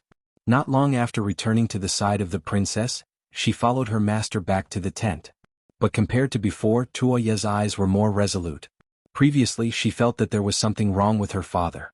Logically speaking, when her father was sick, he should let his daughter take care of him. But not only did he not tell her once, he didn't even say a word of concern to her 3 times. Now that she knew the truth, Tuoya finally understood that it wasn't that her father didn't want her to say it, but that he couldn't. After knowing the truth, Tuoya was ready to leave. She first looked at the maid beside her. "Guna, how does the mistreat you?" "The princess's kindness is as great as a mountain. I'm willing to do anything for the princess." The maid who acted as Tuoya's maid felt touched. She immediately blurted out what was in her heart. In fact, Tuoya had given her a new life. When her parents died, it was the princess who arranged for them to be buried. Because of this, her life was already Tuoya's. "All right, then today is the day you repay me. Tuoya's heart was filled with a trace of reluctance. She knew that if she did this, Guna might not be able to survive. But for the sake of the Mongolian tribe in the Gobi Desert, she had to sacrifice her. The night was getting darker. The big tent was already dark. Even the guards who were watching the princess were closing their eyes to rest. For the past few days nothing had happened. Under the influence of inertia, their vigilance began to become careless. However, just when everything was quiet, there was a sudden movement in the princess's tent. First, a black shadow rushed out of the tent and went straight into the distance. This sudden change immediately attracted a few guards to follow him out. They did not understand what was going on. What they needed to do was to stop the princess who rushed out of the tent. The guards moved very quickly. In less than half a cup of tea's time, they had stopped the woman who was running away with all her might. Then, one of them stood in front of the woman politely and cupped his fist. "Princess, it's late. You should go back and rest." After he finished speaking, the guard raised his head. When he raised his head, his eyes were filled with shock. You are not the princess. You are her maid." Ah. At this moment, Guna revealed a victorious smile. Accompanied by her laughter, there was a sudden panic in the horse shed not far away. Then, a black-clothed figure madly galloped out, charging out of the unguarded tent and into the endless night. A moment later, a few more war horses followed the black shadow into the night. What happened here was immediately reported to Fan Yuhai, who was sleeping in the tent. The person who came to report was Jiang Meng. He was the person in charge of Sud Khan's safety. He was in charge of everything in the Khan's camp. However, he never expected that the seemingly obedient Princess Tuoya would suddenly become a different person, leaving the camp on her own accord. Chapter 852. Fan Yuhai sat up from the bed, his gaze incomparably deep. His first feeling was that his crime had been exposed, and Tuoya definitely knew something. Although he still couldn't figure out what went wrong, Tuoya leaving for no reason already explained a lot of things. Immediately send someone to inform General Lu Duo, who is training nearby, to come back. Spread the news that Tuoya went against the Khan's betrothal and ran away. Anyone in the tribe who stops her or reports her whereabouts will be heavily rewarded. Yes. Jiang Ming replied and quickly left to pass down the order. Fan Yuhai, who was left behind, could not help but let out a long sigh. Seeing that he was about to succeed as long as he married Tuoya, he could be considered the Khan's successor. He never thought that something like this would happen, and all his efforts would be for naught. Tuoya escaped. Using the maid Guna to attract the attention of others, she successfully escaped. The moment she mounted her horse, she quickly rushed towards the training grounds of Na Ri Song. She had lived here since she was young, so she was familiar with all the terrains. This was where her advantage lay. In the dark night, with one rider in front and several riders behind, the distance between the two sides was maintained at 500 to 600 meters. They were like shooting stars in the night sky, disappearing in a flash. The sky was finally about to brighten. Just as the sun slowly rose and the sky gradually brightened, Tuoya, who was at the front, finally saw a continuous stretch of barracks. Immediately, her eyes were filled with joy. Before she arrived, her shout rang out. "I am Princess Tuoya, I want to see General Na Ri Song." The Mongol cavalry guarding the barracks had already noticed a black figure in the distance. Out of instinct, they shot out their bows and arrows, preparing to kill the person who came. However, when they heard the shout, they could not help but put down their bows. Those with good eyesight looked carefully and recognized Tuoya's figure. Although she was dressed in black and was not as eye-catching as when she was dressed as a princess, the #1 chest under the heavens was majestic. Those who had seen it would not forget it. Immediately that person said, "It really is Princess Tuoya. Come, open the tent and quickly inform the general." Tuoya successfully rushed into the tent. The guards behind her also followed. Perhaps the Mongol cavalry thought that they were the princess's guards. In front of the big tent, Tuoya reined in her warhorse. Only then did the exhaustion on her body become apparent. However, when she thought of her father's instructions, she took a deep breath and jumped off her warhorse. But at this moment, the 6 guards behind him also caught up. They jumped off their horses at the same time and blocked Tuoya, who was about to move forward. One of them said with a cold face, "Princess, please get on the horse and go back with us. The Khan and General Fan are waiting for you." What if I say no? This was no longer her father's tent, so when Tuoya spoke, her confidence was a bit stronger. "Then don't blame us for being impolite." The guards' eyes lit up. They were the ones who had lost him. If they couldn't bring him back, he would definitely die. At this moment they had no choice. After saying that, 2 of the 6 guards reached out and pressed down on Tuoya's shoulder. At this moment, when they made their move, they didn't care that the person in front of them was the princess of the Mongol Empire. They also didn't care that this woman might become their mistress in the future. Although Tuoya grew up in the grasslands and learned riding and martial arts, it was only on the surface. If she really had to face the guards with extraordinary skills, she naturally wouldn't be able to win. Seeing the 2 hands grabbing at her, Tuoya's eyes flashed with anger and anxiety. "What are you doing?" Right at that moment, a loud roar rang out. Following which, a burly man from the grasslands walked out of the tent. Along with him were dozens of elite guards and more Mongolian warriors from the camp who were closing in on them.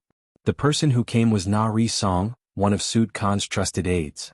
When he heard the report that the princess had come, he was wondering why she was here. He walked out with curiosity and didn't expect to see someone wanting to make a move on Tuoya. How could this be? This was clearly going against his superiors. Na-Ri Song spoke up to stop him.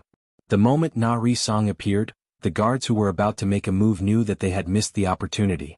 They immediately turned around and bowed. "General, please calm down." The princess was playful and ran out. "We will bring her back now and not cause trouble for you. You guys are the ones who are playful." Tuoya saw that someone was twisting the truth in front of her. How could she let it go? After retorting, she looked at Na-Ri Song and said, "General, I have something to discuss with you. Please report to your men. At the same time, I would like to ask you to lock up these 6 people first. I will give you an explanation later." "General, you can't believe the princess' words so easily. General Fan is still waiting for us to return." The 6 guards knew that they were about to ruin things and hurriedly spoke out. "If I don't believe the princess, should I believe you guys? Also, don't use Fan Yuhai to pressure others. Others might be afraid of him, but I'm not. Men, take the 6 of them away. If they resist, kill them." Na-Ri Song, who had killed decisively on the battlefield, had a cold expression on his face. His eyes were filled with killing intent. With just a few words, the 6 guards had surrendered. If they lived, at least there was hope. If they resisted, only death would await them. Tuoya finally followed Na-Ri Song into the large tent. She then told him everything she had seen her father last night and what Suda had told her. When Na-Ri Song heard the news, he was shocked. "There's actually such a thing? The Khan is under house arrest?" "That's right." When Tuoya said this, she couldn't stop the tears from flowing out of her eyes. She hadn't cried before because she didn't dare to. But now she was safe. The pain in her heart could no longer be suppressed. Tears finally flowed out. "Princess, don't be sad. The Khan's life isn't in danger yet. There's still a way. How about this? We've been running all night. Princess, go rest first. I'll find General Baoyin and then we'll discuss how to save the Khan." Na-Ri Song's eyes were filled with sorrow. His own Khan was under house arrest. This was a reflection of the incompetence of the generals. However, he also knew that Fan Yuhai wasn't easy to deal with. If he led the army to kill him now, the outcome was unknown. It might even implicate the Khan's life. It was better to find Baoyin first and discuss how to proceed. Not long after Na-Ri Song gave the order, General Baoyin, who was recruiting soldiers outside, returned to the large tent. This scene was discovered by the spies of the Security Bureau in the Mongolian tribe. The news was sent to the director of the Security Bureau of the First City, Feng Liang, by telegram. Yang Mansion, First City. Yang Chendong listened to Feng Liang's report. At the same time, he patted Feng Liang's shoulder. "Not bad. The Security Bureau did a good job this time. Thank you for the praise, 6th young master." Feng Liang's face flashed with joy, but it quickly disappeared. He was all ears. "Continue to watch their every move. Report to me immediately if there's any situation." While Yang Chendong digested the news, he couldn't help but sigh. There were still too few troops. Seeing that the Mongolian tribe in Mabe was about to have internal strife, he couldn't send troops to quell the chaos. Was a pity. Feng Liang took the order and left. Looking at his back, Yang Chendong thought that this person's temperament was good. He was calm and capable. If he kept it up, he would be a promising talent. But this thought was just a fleeting thought. For Yang Chendong, it was still a problem of how to mobilize troops. Otherwise, no matter how big the opportunity was in front of him, he wouldn't have the power to intervene without enough troops. Yang Si find Beta Persei. After nodding to Yang Si beside him, Yang Chendong sat back on the chair. Wu Sheng's 3rd Division had been sent to the north. There had been no news for a long time, and he didn't know how it was progressing. Tiger's Mane's first army was stationed under Tulu City and couldn't be mobilized. Yang Qindong had to turn his attention to the logistics group. Although it was called the logistics group, its strength was incomparable. When the number of prisoners reached its peak, the number of prisoners reached more than 10,000. In the eyes of other forces, this would definitely be a good army. But for Yang Qindong, who pursued elite troops, he only used them as a construction team in good labor.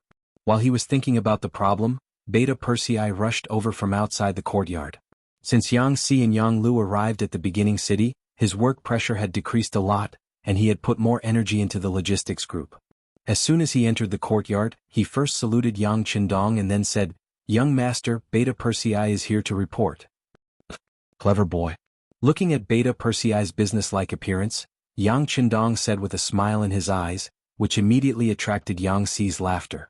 The atmosphere was very relaxed when they were together. Yang Qindong casually pointed to the table in front of him, where there was an open box of God of War cigarettes. Beta Persei didn't stand on ceremony and reached out to take it. He first gave one to the sixth young master, then casually lit one for himself. As for Yang Si, he didn't like this kind of thing, so he just let it go. When the smoke lingered, Yang Qindong slowly said, "If the logistics group is pulled up, how many people can they fight?" When it came to business, Beta Persei's expression became much more serious. Faced with this question, he didn't answer immediately. Instead, after a little hesitation and thought, he nodded and said, "About 5,000 people. They can probably reach the combat strength of a C-rank army." In Yangxia, the combat strength of a team would be at different levels according to different grades. For example, the Cold Front naturally had the highest combat strength, which was A rank. For example, the veterans of the new army could basically reach B rank. The D rank was generally the so-called militia and reserve. They had only undergone simple military training and might be able to win by relying on their numbers. Once they gnawed on a hard bone, it was basically impossible to point at them. There were also the Black Knights of the Guards. With their strong individual combat quality and elite equipment combination, their combat strength could reach the terrifying S rank. Unfortunately, there were too few such troops and it would take too much effort to train them. It was not desirable. Chapter 853. Beta Persei said that the logistics team could reach C rank. That was already good enough. With a little training, they would have no problem dealing with normal enemies. Yang Qindong was quite satisfied with this answer. At least he nodded. "Alright, I'll work hard for a while. Train these 5,000 people well and strive to take a step forward. Young master has great use for them." Understood. Beta Persei nodded. He rubbed his palms together and leaned forward. "Young master, how long will it take?" "Half a month to 20 days. Yang Qindong answered without hesitation. Obviously, in his eyes, the internal conflict of the Mongol tribes in the north of the Gobi Desert would begin within this time frame. He wanted these people to be reinforcements and help out. Yes. Beta Persei received the order and hurried out of the Yang mansion. Yang Qindong stayed behind and said to Yang Si, "Send a telegram to Tiger's Mane. We can make our move at Tao. If we can't take it in time, the young master won't blame him. But if we leave Mabe, it has nothing to do with him." Yang Qindong didn't put his hopes on these 5,000 soldiers. They were just there to replenish the losses of the new army. His focus was still on Tiger's Mane. Okay. Yang Si nodded and left. Half an hour later, the commander of the Tiger Radiance army who was stationed outside Tulu City received the telegram. His eyes widened in shock. "Men, call the deputy commander, division commander, and commander over. We're having a war meeting." In Talu, who didn't know that the war was about to begin, was having a meeting with a few generals. The army had taken Talu as they wished. They finally had a place to rest. But as the general, didn't relax at all. After attacking Shen Manor for a long time without success, they had lost soldiers and generals, and their rations were dwindling. All of these were problems that had to be resolved immediately, and they were also heavy burdens that pressed down on his heart.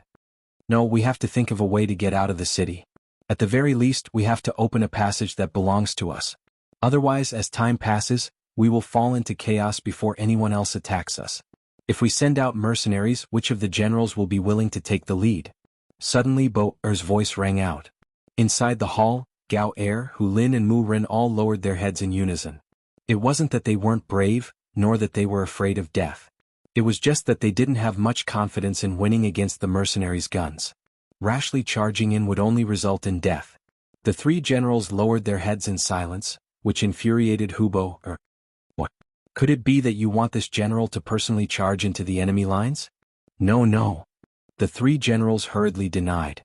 Then each of them prepared to say something. However, before they could think of what to say, a loud bang was suddenly heard. Then the ground started to shake. It felt like the end of the world had arrived. What's going on? Could it be that an earth dragon has been born? Hubo asked, trying his best to stabilize himself. The faces of the other three generals were also deathly pale. If that was the case, it would be too dangerous for them to stay in the city. Who knew when the stone above their heads would fall?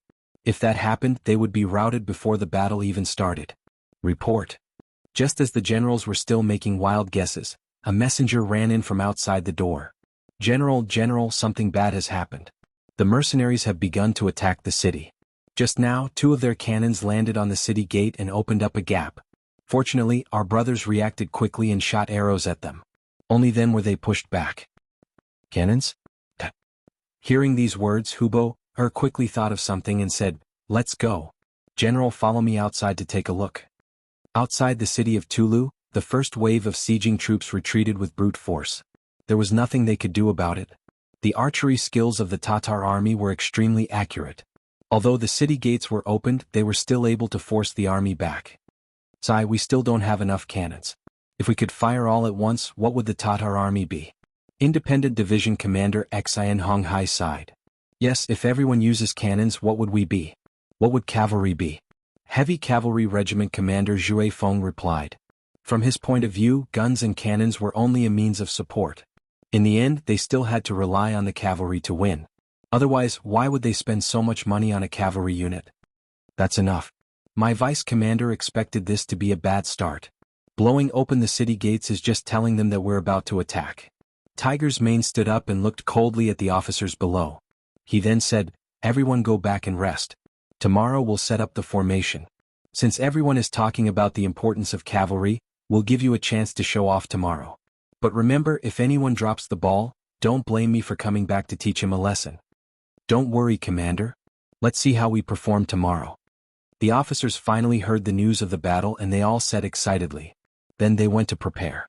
When only the commander and vice commander were left in the tent, Shibi asked, "Commander, are we really running out of cannons?" "Not much. At most there are only 10 cannons left. In the future, don't use them unless it's absolutely necessary." Tiger's Mane nodded and answered seriously. "Are there no more cannons in the beginning city?" Shibi couldn't help but ask curiously. "No more. The cannons are all transported from Chichen City and the cost is too high. Because of the danger, we won't transport too many cannons at once. With the conditions of the beginning city, it's impossible to make cannons. The 6th young master told us all this when we came." Tiger's Mane explained patiently. However, he had a feeling that the logistics team of the beginning city should still have cannons in stock. It was just that Beta Persei didn't give them to him. Speaking of which, it shouldn't be Beta Persei's idea but the 6th young master's idea. This should be because he was afraid that they would rely too much on the cannons and break the training of the cavalry. He agreed with this point. After all, there was a cost calculation in war. A cannon shell required too much manpower and material resources. If it was only used in this kind of war, hundreds of cannons might not be enough. If this war continued, even if Chichen City's business was developed, there would be a time when it couldn't hold on.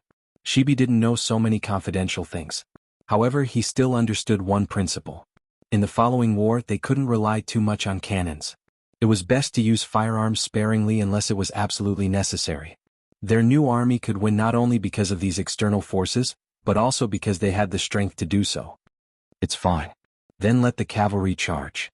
Our soldiers eat well, wear good clothes, have good weapons and are full of spirit. The rewards for fighting are also high. As long as the soldiers fight with their lives, there's no enemy we can't defeat." Shibi encouraged himself. "That's right." Tiger's Mane nodded.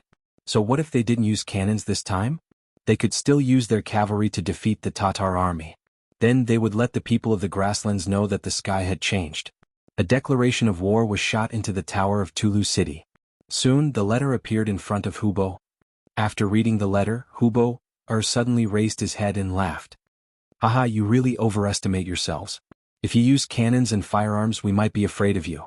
But if it's just a competition of cavalry, Then I'll show you who's the real hero of the grasslands. Men, give the order. The army will rest well tonight and set off tomorrow.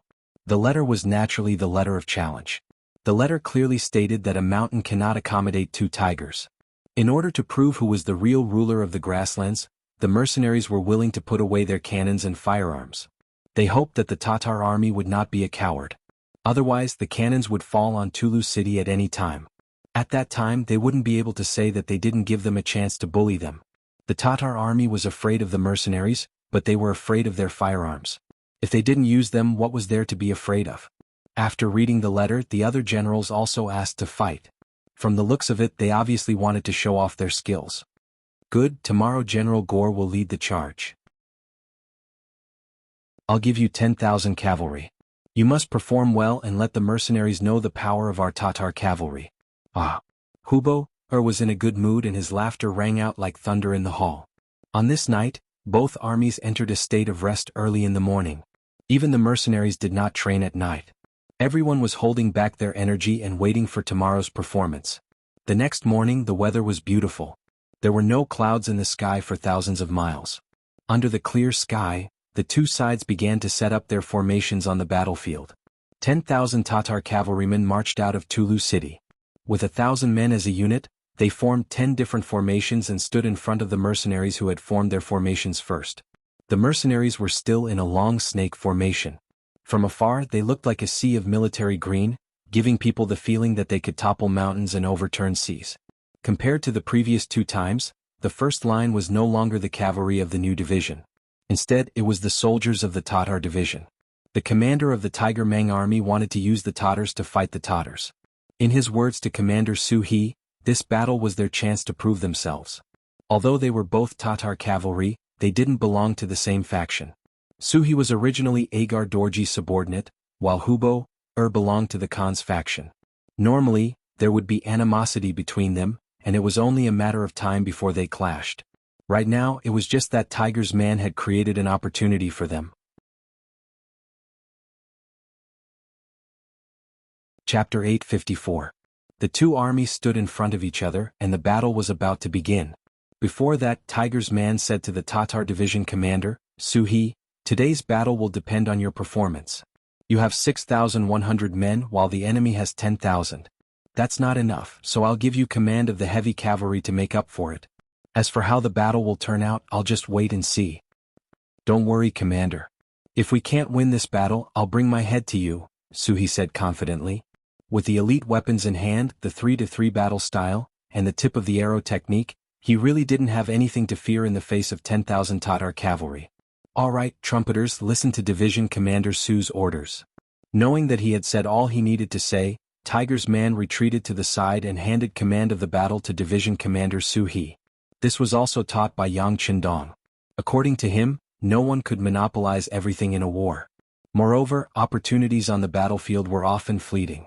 Therefore, the frontline commanders were the ones who understood the situation of the battlefield the best. They would go all out even if it was for their own lives. Unless it was necessary, no one should disturb the commanders on the front lines. After taking command, Su He was even more confident. He shouted to a division commander, "Soldiers, this is our chance to prove ourselves. Let's do our best and beat the enemy until their parents can't even recognize them, okay?" "Yes." The 6,100 cavalrymen replied loudly. "Ah, come, blow the bugle call." Beep, beep, beep, beep, beep. The blood-boiling bugle call sounded out, and the 6,100 cavalrymen split into platoons or companies, forming hundreds of tip of the arrow and galloped forward on their horses. Everyone's dust surged under the hooves of their horses, like the surging waters of the Yangtze River rushing away. On the city walls of Teru the war drums also sounded. After the 10,000 Tatar cavalry received the order, they charged forward under the lead of General Gar. Unlike the mercenaries, they attacked from the left wing, the middle, and the right wing. On the city wall, Hubo personally commanded the battle. When he saw that the mercenaries had only sent out 6,000 men, he couldn't help but laugh out loud. The disparity in numbers has already proven their failure. This time, I will let these cavalry trample over their corpses and let them know who is the true overlord of this grassland. Hubo's words were very domineering, but he had his reasons for doing so. After all, when the Tatar iron cavalry was at its peak, even the Wara and Mongol tribes were no match for them. Not to mention they had the advantage in numbers. He couldn't see any possibility of failure. Compared to Huboer's confidence, General Gar's eyes flashed with uncertainty. He realized that the mercenaries were charging at them in a way that they had never seen before. This gave him a very bad feeling. People were always afraid of unfamiliar things, and that was exactly what General Gore was feeling at this moment. According to him, he should send out 1,000 to 2,000 soldiers first to test the strength of the enemy. Unfortunately, although he was the vanguard general, he did not have the authority to command. He had no choice but to charge with the army while carefully observing the power of the enemy's battle formation. In a cavalry charge before the two sides met, there would often be a test of arrows. In modern terms, it was time to put on a show. When the two sides were about 200 meters apart, the vanguard troops began to fire their arrows. As he galloped on his horse, he continued to shoot arrows. Those who were good at riding would lie down on their horses to maintain their stability and increase the accuracy of their arrows. At the same time, they could better protect themselves and reduce the chances of becoming a target. Those who were good at riding would lie down on their horses and use this as cover to fire arrows from afar. Archery on horseback was a skill to begin with. Those who were strong could even gain the complete upper hand in the first round of archery, crushing the enemy into a state of disarray. The facts also proved that after the two sides began to fire arrows, at least 200 soldiers fell on their horses. If one looked carefully, the losses on both sides were almost equal. Gore's expression became even uglier when he realized that he did not gain any advantage. He was very confident in the archery skills of the cavalry in his hands, but they did not gain any advantage. He felt a lot of pressure. When he thought of the difference in the enemy's formation and the unknown power, he felt more and more uneasy. Gore would soon be able to feel the power of the arrows. With 2,000 men on each side, the number of cavalry in his central army was exactly the same as the number of soldiers of the Tatar division. This meant that he had no advantage. When his 6 cavalry phalanxes collided with the Tatar division, the arrow tip formation began to show its power. More than 200 sharp arrow tips suddenly pierced into the Tatar cavalry. In just one head-on collision, 4 of the 6 phalanxes were disrupted. Without the phalanxes, the cavalry's advantage was reduced by more than half once they were in a single attacking posture.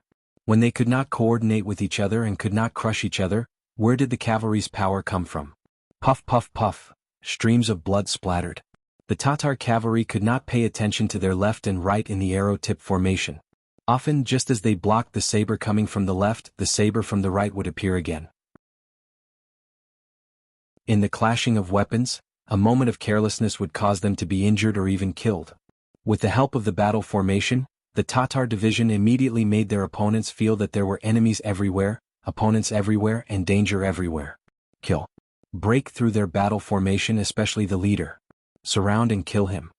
Feeling the power of the tip of the arrow, even Gore was accidentally scratched on his chest.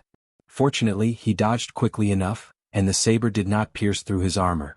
Even so, he was still given a fright. Only after entering the formation did he realize how terrifying it was. He immediately shouted and thought that he had found a loophole in the battle formation. He gathered his troops and attacked the first person in the formation. The formation had a strong side and a weak side. It was like how there were many death gates in the formation, but there were also life gates. There was no doubt that the strength of the arrow tip formation lay in the leader. He was like the sharp tip of a saber. Once he stabbed into a person's heart, it would be like the body of a saber stabbing into a person's heart, making it impossible to guard against. But what if the tip of the saber was blocked or even cut off? The result would most likely be different. Gore was indeed a veteran general who had been on the battlefield for a long time. He immediately made adjustments. Then, on the battlefield, the Tatar cavalry charged at the arrow tip formation after hearing the order. They looked like they would pay any price to behead the leader of the arrow tip formation. However, there were too many arrow tip formations. Even if they expended a great deal of effort to cut off a tip, the other soldiers could quickly find a new one. There was also the 3-3 formation that could be used. This was a formation that could be formed by 3 cavalrymen. It could increase the power of both offense and defense by several times, making it impossible to defend against. After expending a great deal of effort and sacrificing countless cavalrymen, they did not obtain the result they wanted. Instead, their charge was thrown into disarray by the formation. In a short period of time, the 6,000 Tatar soldiers were divided into over 100 groups, and the number of casualties continued to increase. Gore, who was protected by his personal guards, was also surrounded by the 4 arrow points formation. He commanded his soldiers to cut off one of the sword points, but another one would take its place. Seeing that he was in danger, he had no choice but to issue an order for the 4,000 cavalrymen on the left and right to come to his aid to maintain the balance of the situation. Gore, who was in the middle of the formation, was already panicking. However, he had forgotten that while he was the vanguard general, there was another general on the city walls who held a much higher position than him. He was Hubo. Hubo had already taken over command of the battlefield. He was the one who controlled the beats of the drums. In ancient wars, soldiers relied on the beats of the drums to decide whether to advance or retreat. In this aspect, the mercenaries who used bugles to command were different from them. They were more flexible and could even be said to be at the forefront. Oftentimes, whoever controlled the drums would control the army. For example, when charging they had to beat the drums to boost morale. When retreating they had to beat the drums to signal a retreat. Hubo's expression was ugly when he saw Gore's cavalrymen being pierced through by the mercenaries. However, he did not send out any reinforcements. He wanted to wait for the two sides to reach a stalemate before sending out the remaining 4,000 cavalrymen. That way victory would be assured. Hubo had overestimated the strength of his cavalry and underestimated the strength of the mercenaries. Just as he wanted to observe the situation and stimulate the fighting spirit and potential of General Gar and the others, the mercenaries on the main battlefield were slowly gaining the upper hand. With the help of the formation, more and more Tatar soldiers were being cut down from their horses. With the help of the formation, the Tatar cavalrymen had to face the sharp sabers coming from all directions. It was simply impossible to defend against the attacks. The battle went unexpectedly smoothly. Division Commander Suhi once again raised his blade and cut down his target. Using this opportunity, he looked around and found that most of the remaining cavalrymen were his own. There were very few enemy cavalrymen left. He was so excited that he couldn't help but have a greater ambition. Seeing that the enemy troops on both sides were still wandering around, he still wanted to take advantage of the situation and didn't have the intention to send out his troops. He called for the commander of the 1st Battalion, Gu Shan. You attack from the east, I'll attack from the west. We'll disrupt the enemy's formation and obtain a greater victory.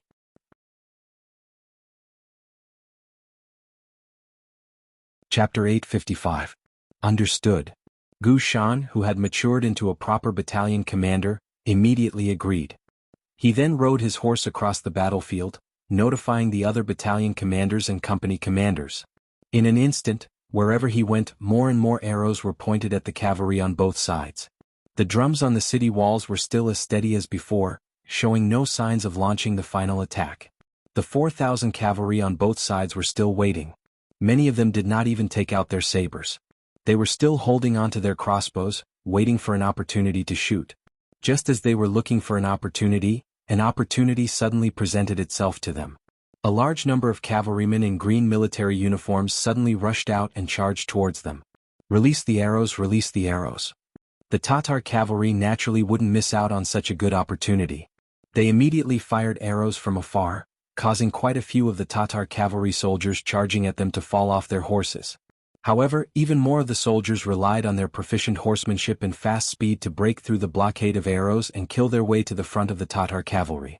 Just as the Tatar cavalry on both sides were about to release a second wave of arrows, the mercenaries had already used their speed to rush in front of them.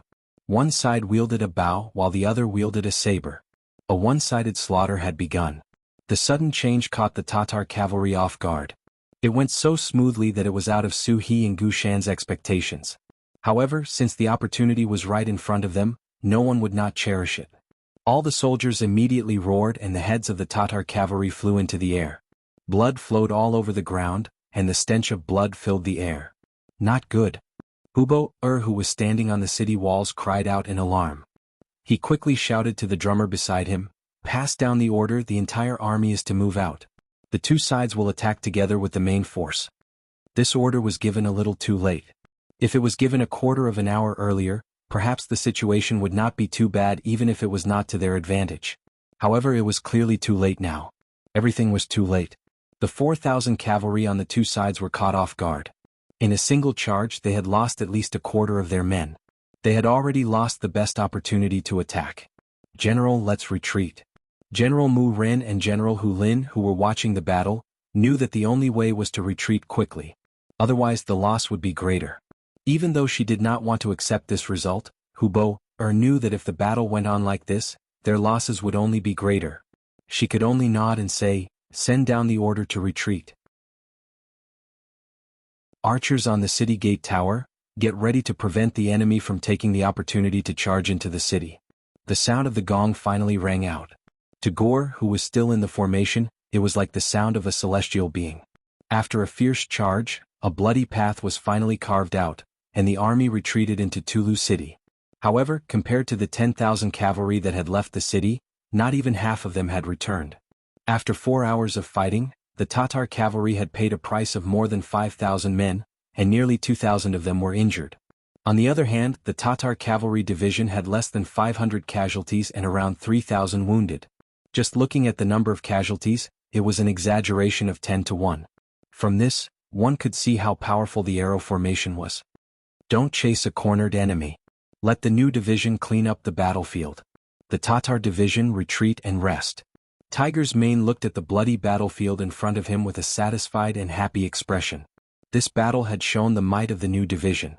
Even though they had lost 3,500 men, they did not use any firearms to kill 5,000 and injure 2,000. No matter how one looked at it, it was a great victory. Su He, who was covered in the blood of the enemy, retreated with his troops. Tiger's Mane and Shibi went up to him and praised him. Tiger's Mane immediately said that he would report this battle to the 6th young master and try to get a second-class merit for the Tatar division. Even though they were tired from fighting all the way, when they heard the result, all the soldiers of the Tatar division still cheered loudly. This not only represented honor, but also represented that after this battle, each of them would receive a generous reward. This scene caused the other divisions to be filled with envy. The head of the heavy cavalry regiment, Jure Feng, directly rode up to Su He and hammered his bloody chest. "You're not particular. You didn't call our heavy cavalry regiment for such a good thing. You didn't even give us a share of the merit, huh? Haha, the combat strength of the heavy cavalry regiment is very strong. Once they take action, they will definitely make the enemy tremble in fear. As the saying goes, good steel should be used on the blade. It is better to leave it for the next time to make a greater contribution." Su He chuckled, changing from his previous stern expression. Jue Feng heard this and immediately nodded his head proudly. This time, Su He did not arrange for the heavy cavalry regiment to kill the enemy. Even though he felt a bit regretful, he was not angry. Just as the other party had said, good steel should be used on the blade. He was looking forward to the moment when he would make a move. On the battlefield, the recruits felt the cruelty of war by cleaning up the battlefield. During this period of time, there were also some Tatar cavalrymen who pretended to be dead, but they were discovered by them. Quite a few warriors killed the enemy and rendered meritorious service. As a result, the other recruits were endlessly envious. Everyone followed suit. Regardless of whether the enemy was dead or not, there was nothing wrong with killing them first. The recruits are also growing. Tiger's Man looked at this scene and said with gratification, "Yes, everyone is growing. It's just that can't we give them a boost?" The vice commander on the side suggested. "Oh, vice commander, what do you mean?" "Jingguan. This is the 6th young master's best method to intimidate the enemy. At the same time, it's also a chance to train the recruits." Jue Feng did not hide anymore and took the initiative to speak his mind. "Yes, the idea is not bad. Give the order to Commander Lu Jua and let him know." Tiger's Man only hesitated for a moment before agreeing. Although killing a dead person wasn't considered a hero, it was still considered to have seen blood. With this kind of experience, they would not be as afraid on the battlefield as before. Of course, the Jingguan could also intimidate the enemies in Tulu City. It would let them know what the consequences of going against the mercenaries were. The two commanders agreed and the Jingguan was immediately established. During this process, countless recruits vomited and their faces turned pale. They felt weak all over. However, just as the two commanders thought, after this experience they had matured a lot. When they fought again, their blades were steadier and their hearts were more resolute. On Tulu City, Hubei and the others could only watch as the huge Jingguan was built. There was nothing they could do. The sky was already dark. It was hard to predict what would happen if they sent out troops now. Even if they wanted revenge, they could only wait until the next day. Rest well. Victory and defeat are common in war. In tomorrow's battle, we must make up for today's losses. After saying this, Hubei turned and left. While the Tatar cavalry were waiting for revenge, the mercenaries were also waiting for tomorrow's battle to gain merit. Because just a moment ago, Tiger's Man had announced the war god's decision. The Tatar division would be awarded a second-class merit and all the rewards would be sent to the camp the next day. The soldiers of the Tatar division were naturally overjoyed. In the eyes of the soldiers of the other divisions, other than envy, they secretly made up their minds to fight for tomorrow's battle and perform even better. Under the anticipation of both sides, the moon set and the sun rose. The next day came as promised. Hubei picked another general, this time another general, Hu Lin, and gave him 10,000 cavalrymen. After summing up the experience from last time, Hubei handed over the authority of war to Hu Lin, allowing him to perform on the battlefield. In the new army, the independent division replaced the Tatar division from yesterday's battle. Considering that the independent division still had 6 battalions of musketeers, Tiger Edge replaced all of them with Deng Yu's direct subordinate regiment. At the same time, they also selected 3 battalions from the new recruit division for training purposes. On the other hand, the heavy cavalry and light cavalry units stood at the side, awaiting the orders of their division commander, Xan Honghai. The reason for this arrangement was naturally because the Tatar division had performed too many meritorious deeds in yesterday's battle. The other divisions already had quite a few complaints, so they couldn't let a certain division have all the glory today. Everyone had to get a share of the benefits. As a result, the total number of mercenaries for today's battle was 6,900, which was 2 more battalions than yesterday. At the same time, the heavy cavalry and light cavalry units were on standby, ready to assist at any moment. With that, they had close to 1,000 more men than the enemy. One side beat the war drums while the other side beat the bugle. Both sides started to gather at the center of the battlefield at around 9 a.m. While they were still far away, a heavy pressure could be felt. The Tatar general, Hu Lin, was in the middle of the army and did not charge onto the battlefield immediately. He wanted to see how the mercenaries fought so that he could change his strategy at any time. Just last night he had already discussed the mercenaries' arrow point formation with Gower and Mu Ren, and had come up with a plan to deal with it, which was to dodge. Isn't the tip of your arrows very sharp and can pierce through a cavalry formation? Then when you come we'll just move aside. Feels like I'm punching cotton. When you're tired they'll suddenly attack from the sides and attack your flanks. This way they won't fight against the tip of the sword and will only attack the back of the sword. Presumably, they'll be able to suppress the bravery and sharpness of the mercenaries to the greatest extent. On the battlefield, once one side lost their sharpness, it usually meant that victory and defeat were about to be decided. At this moment, Hu Lin was full of confidence. Xan Honghai was also full of fighting spirit and confidence. For him to be able to rise to the rank of division commander in one step, he knew that there was more or less an element of luck involved. However, if he wanted to keep his position, then he had to have a sufficiently dazzling performance, and today's battle was undoubtedly the best opportunity for him to perform.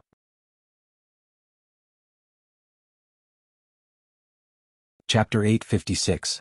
Before entering the battlefield, the commander and deputy commander had already talked to him. The Tatar cavalry had already experienced the power of the tip of the arrow formation yesterday. No one would be willing to fall in the same place twice. Since they had rushed here today, they must have thought of a countermeasure. Therefore this battle would not be easy to fight. However, on the battlefield, one could not retreat without fighting just because one was worried. This was not something a fierce general should do, and it was not the style of the mercenaries.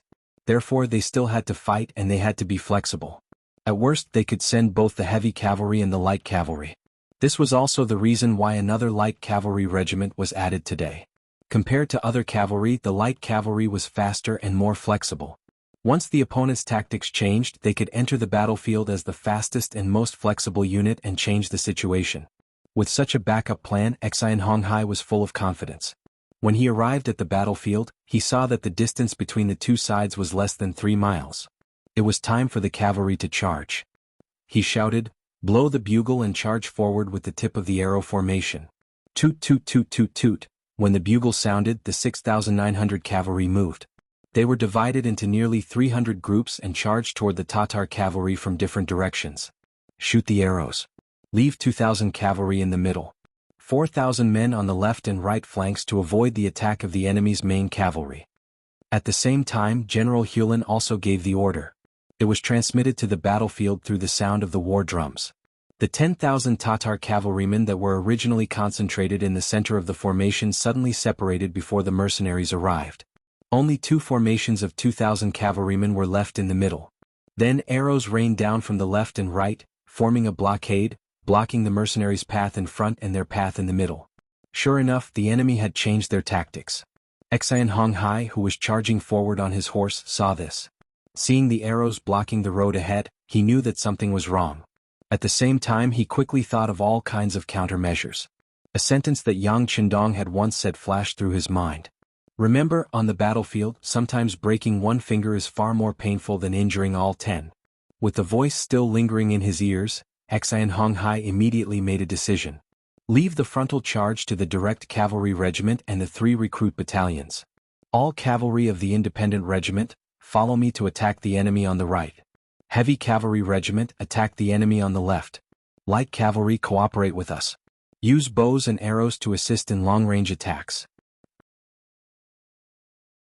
Now that his opponent knew about his trump card, Xian Honghai knew that his previous methods would not work. In order to maximize his power and obtain victory, Xian Honghai used all the power he had at his disposal at once. As a result, Xian Honghai would have no soldiers at his disposal. If the enemy had any backup plans, he would need the support of the army commander. However, he still didn't regret it and made the decision decisively. On the battlefield, because of Commander Xian's shouts and orders, the horn-bearers at his side hurriedly blew several different bugles. On the battlefield, the situation changed in an instant. The various regiments began to methodically choose their opponents. Tiger's Mane and Shibi also heard the meaning of the bugles. After the two looked at each other, Tiger's Mane lightly nodded. Shibi then shouted, "Recruit division and Tatar division, prepare for battle." Xian Honghai immediately used up all the soldiers he could use. As their superior, he naturally had to prepare for a rainy day. Otherwise, if the Tatar cavalry sent out reinforcements, they would really be forced into a passive position. On the battlefield, following Xian Honghai's tactical adjustments, the formation of nearly 300 arrow tips suddenly changed directions, directly charging towards the enemy cavalry on the left and the front. Only the 4,000 Tatar cavalry on the right were left. When the enemy general Hu Lin saw this scene, he unconsciously narrowed his eyes, a smile appearing on his face. He had 4,000 fresh troops at his side, so he could support the two sides of the battlefield at any time. This was equivalent to grasping the initiative. As a result, he was already in an invincible position. Only this type of smile didn't last for long. Then a wave of earth-shaking noises sounded. A group of heavily armored cavalry holding 3-meter-long blades suddenly appeared before everyone's eyes. Unlike the other mercenaries who were dressed in military green clothes, this cavalry was completely wrapped in battle armor. Every single one of them wore black battle robes, a black feather sticking out of their iron helmets, making them appear even more heroic and extraordinary. With 3-meter-long blades in front of them, the cavalry dressed in heavy battle armor immediately drew the attention of tens of thousands of people as soon as they appeared. They were precisely the new army's heavy cavalry regiment. The heavy cavalry regiment, as the name suggested, belonged to the tanks of the cavalry. Not to mention the threat of the 3-meter-long sabers in their hands, just the heavy armor on their body was not something that could be pierced through by ordinary weapons, nor could it be cut through. Their appearance was like a torrent of steel, giving off a feeling of invincibility and invincibility. The moment the heavy cavalry appeared, they charged towards the 4,000 Tatar soldiers on the right, causing the Tatar general in charge of the battle, Hurin, to cry out in alarm. "Not good, they're going to deal with our 4,000 fresh troops. Quick, ask the general for reinforcements." It was no wonder that Hu Lin was so shocked. The appearance of the heavy cavalry had broken the balance of the battlefield. Let alone heavily injuring the mercenaries, they would already be thanking the heavens if they could even guarantee victory. Right now, he could only place his hopes on Hu Bo, and the reinforcements. On the city walls of Talu City, Hu Bo, naturally noticed the sudden appearance of the heavy cavalry regiment. At this moment, his brows were tightly furrowed and his fists were clenched. He was about to open his mouth to send more cavalry, but when he noticed that it wasn't just the heavy cavalry that had moved. Unknowingly, more than 2,000 firearmed soldiers had also appeared on the battlefield. His words were forcefully suppressed in his heart. He knew that if he dared to send reinforcements, these musketeers would enter the battlefield. Perhaps even the cannons that had disappeared for 2 days would appear.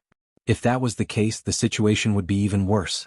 General Mu Ren and Gore did not notice this. When they saw the mercenaries send out the heavy cavalry regiment, they turned around and looked as if they had quickly made a decision. Faced with this question, Hu Bo did not move at all, as if he did not hear it. He had seen the situation on the battlefield. Even with the addition of the heavy cavalry regiment, they still had the advantage in numbers. Look, there is another light cavalry regiment among the mercenaries. Mu Ren turned his head and saw another light cavalry regiment. He immediately shouted out loud. However, Hu Boer only replied with one sentence. Even with these 2,000 people, they only have 1,000 more than us. It won't affect the overall situation. In yesterday's battle, the Tatar army had nearly 4,000 more people than the mercenaries. Today they had only sent 1,000 more, which could be considered as a courtesy. If he sent reinforcements because of this, he would be forcing the mercenaries into a decisive battle. Right now he was not prepared for this, mainly because he had not thought of a good way to deal with firearms. Since Hu Boer had said this, it meant that he did not intend to send any more reinforcements. Unless the mercenaries sent cavalry into the formation, but that was obviously impossible. Sending nearly 1,000 more people was probably the mercenaries' bottom line. What happened next confirmed this thought. However, with just 1,000 more people, the mercenaries' advantage was obvious. On the central battlefield, the direct subordinate regiment and the 3 new recruit battalions relied on their superiority in numbers to firmly suppress the enemy. On the left battlefield, even though the independent division did not have the advantage in numbers, their formation was complete. With the help of the tip of the arrow formation, they had already pierced through the Tatar army's defenses and were currently executing a slicing and dicing tactic. In addition, the light cavalry regiment's arrows were harassing them from afar, so they already had the absolute advantage. On the right battlefield, the heavy cavalry regiment's appearance was like the autumn wind sweeping away fallen leaves, smashing the 4,000 Tatar cavalry into a bloody mess. The 3-meter-long blades, once drawn, would be stained with blood. Coupled with the strong defense of the heavy cavalry, in a clash of blows, one would be fine, while the other would take the enemy's life. As time passed, the 4,000 Tatar cavalrymen were constantly reduced. The heavy cavalry regiment that Yang Qindong had spent a lot of money to build had a definite advantage the moment they stepped onto the battlefield. They appeared in a stunning manner, appearing as if they were undefeatable. They were undefeatable and undefeatable, constantly devouring their opponents. The pressure on them grew. The 3 battlefields were in danger, and there were no reinforcements from the city behind them. Hu Lin's expression changed again and again, and he had no choice but to give the order to retreat. If they continued to fight like this, their losses would only be greater and they would definitely lose. Seriously speaking, rather than the Tatar cavalry fighting with the mercenaries, it was better to say that they were training the mercenaries. After 2 defeats, the Tatar cavalry retreated amidst the sound of unwilling gongs. Hu Lin retreated in time, and their losses were much greater than yesterday. They only lost 1,000 cavalrymen and 2,000 were injured.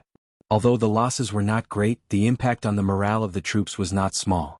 This could be seen in the eyes of the cavalrymen returning to the city. In the past, their eyes shone brightly, and they were not afraid of the heavens and earth. However, right now they were all dejected and their morale was shaken. In the first battle, they were defeated by the sudden tactics of the mercenaries. In the second battle, they had already made some preparations, but they were still defeated by the enemy's reinforcements, and they were defeated by the enemy's firearms. At this point, before they could think of a way to deal with the firearms, the Tatar cavalry would not easily start another battle with the mercenaries. Tiger's Mane and Shibi had already understood this point of view when they returned to the barracks after the battle. The atmosphere also became silent for a while.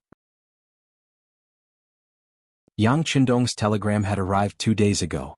In half a month to 20 days the battle with the Mongols would begin. If they could not deal with the Tatar cavalry here, they would not be able to participate in that battle.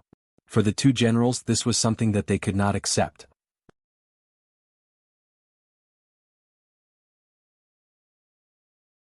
Chapter 857. Not only would they fail to take down Talu City, but they would also fail to live up to the 6th young master's trust in them. Just as the 2 commanders were looking at each other speechlessly, the sound of the curtain being lifted sounded outside the tent. Then, Beta Persei, with the rank of senior colonel, strode in and entered the sight of the 2 commanders. Beta Persei. Brother Beta Persei. The former was called out by Tiger's Mane, while the latter was called out by Shepherd. Beta Persei, who was called out, smiled and greeted the 2. On the orders of the young master, I'm here to deliver the reward for the Tatar division. Haha, I haven't been idle along the way. You have to prepare some delicious food for me later. Young Heir did not treat himself as an outsider. He found himself a chair and sat down. He even poured himself a cup of hot tea. He raised his head and gulped it down like a whale drinking a cow. It wasn't until he drank 3 cups of tea in a row that he felt his thirst being quenched. Then, Beta Persei noticed that Tiger's Mane and Shepherd seemed to be a little absent-minded, and their moods were not quite right. "What's wrong with the two of you? Don't tell me they lost the battle?" As soon as he finished speaking, Beta Persei immediately denied it. Although he had just arrived, he heard the soldiers in the barracks celebrating and congratulating them from time to time. It didn't seem like they had lost the battle. "We didn't lose the battle, but I'm afraid the next battle won't be easy." Tiger's Mane shook his head, then looked at Shepherd and said, "Deputy Commander, tell your brother Beta Persei about our situation." "Yes, Commander." Although Shepherd was promoted, he still had the rank of Colonel, which was 2 bars and 3 stars. Speaking of which, this was not in line with his current position, but there was no other way. He had only joined the mercenary group for a short period of time. This arrangement was also Yang Qindong's intention to remind him not to do something that he would regret if he got too proud of himself because of his quick promotion. Even if there was no comparison of military ranks, how many people in the entire Yangxia could stand shoulder to shoulder with Tiger's Man and Beta Persei? She was very clear about her identity. She immediately reported to Beta Persei the various situations they might encounter next. Beta Persei sat and listened quietly. Over the years, he had been by the side of the 6th young master. He had more or less learned what it meant to be calm and steady. He also knew that without investigation he had no right to speak. Shepherd's analysis of the situation in front of him was very clear. He quickly summarized the situation and then closed his mouth. He knew that his act was over. Since the commander asked him to say this, he must have his own plans. Thus, just as Shepherd closed his mouth, Tiger's Mane finished. "Beta Persei, the young master is about to launch an attack on the grassland tribes of the North Desert. I know that Fan Yuhai. He's a very cunning person and not easy to deal with. Now that the 3 divisions of the Cold Front Division have gone to the north, won't we be lacking confidence without a new army to deal with these people? Besides, this is also a chance for the new army to make a name for themselves. I definitely won't let it go. How about it? Help me." "Help you? How can I help you?" Beta Persei knew that nothing good would come out of this. If it was someone else who said this, he would probably get up and leave without asking. He was someone by the side of the 6th young master. He had no right to worry about the affairs of other troops. But this was Hu Mang, so there was nothing he could do. Who asked him to be promoted by him in the first place? Even now, if he wanted to beat him up, he wouldn't even be able to return the favor. Tiger's Mane's face first showed a trace of awkwardness, but then became much more determined. "Beta Persei, how about this? How about you give me some ammunition from the logistics team? Also, give me a few more boxes of cannonballs. Don't tell me you don't have it. Although I'm not in charge of logistics, I more or less know some things there." "That won't do." Beta Persei immediately waved his hand after hearing this. "Tiger's Mane, I won't hide it from you. There are indeed ammunition and cannonballs in the logistics warehouse, but you should also know that the distribution of these things must be done by the young master. I don't have the authority to use them. Otherwise, I'm afraid that if I make a move, I'll be kicked back to the army. Then I'll have to return to the young master's side. If that's the case, you might as well just kill me." Beta Persei was also a hoodlum. He directly spread out his hands and said that this road was blocked. This caused Hu Mang, who had been holding on to hope, to immediately relax. He looked like a balloon that had been punctured. He originally knew that he couldn't hide this matter from the young master. Moreover, he had a feeling that if he asked for it, there would most likely be no results. "What, I let you be the commander of a new army? Can't you play without firearms? If that's the case, then it's easy to handle. You can come down. If you can't, then there's someone who can." Tiger's Mane wasn't that greedy for power. In the past, he was just a little boy beside Yang Qindong. He was very satisfied with everything he had now. However, he was afraid that he would fail the young master. He didn't want others to say that the young master didn't have enough strength. That was something he couldn't accept. Tiger's Mane's spirit seemed to have been drained at this moment. Seeing this, Shibi shouted in surprise, "Commander, are you okay?" "I'm fine. I just feel too much pressure and a little too tired." Tiger's Mane waved his hand and pulled himself together again. But now, the Tatar cavalry was obviously afraid of him. He was afraid that they wouldn't come out so casually. If they stayed in the city and didn't come out, what should he do? Without the help of firearms, would he be able to lead the cavalry to attack the city like infantry? Wouldn't that be playing to his strengths and avoiding his weaknesses? Wouldn't that be asking for trouble? Beta Persei saw Tiger's mane's worried expression and couldn't help but sigh in his heart. As a good brother, of course he couldn't watch him really fall here. He could only say, okay Tiger's mane, I'm convinced. But without the young master's approval, I really can't give you the ammunition. But I have another way. When he heard that the gunpowder couldn't be given to him, Tiger's mane's hope was about to be shattered. But when he heard the second half of the sentence, he immediately became spirited again. Oh, what's the way? Tell me quickly. I can say it, but I'm addicted to smoking. Don't tell me that I came here to drink 2 cups of hot tea to send me off. Beta Persei didn't answer immediately. Instead, he deliberately kept Tiger's mane in suspense. As soon as he finished speaking, a box of freshly opened God of War cigarettes was handed to him. How about this? I'll give you this pack. If it's not enough, I have 2 spares. I'll give them to you later. Tiger's mane, you said it yourself. Then I won't be polite. Beta Persei had a sinister smile on his face. Of course, as long as you can give me a good idea, it's not a problem. By the way, can you tell me about your idea now? Tiger's mane didn't care about 2 packs of cigarettes. He knew that Beta Persei didn't care either. As the chief logistics officer, if he said that he was short of cigarettes, he wouldn't believe it even if he was beaten to death. This was just a joke between brothers. When it came to business, Beta Persei also put away his original frivolous appearance.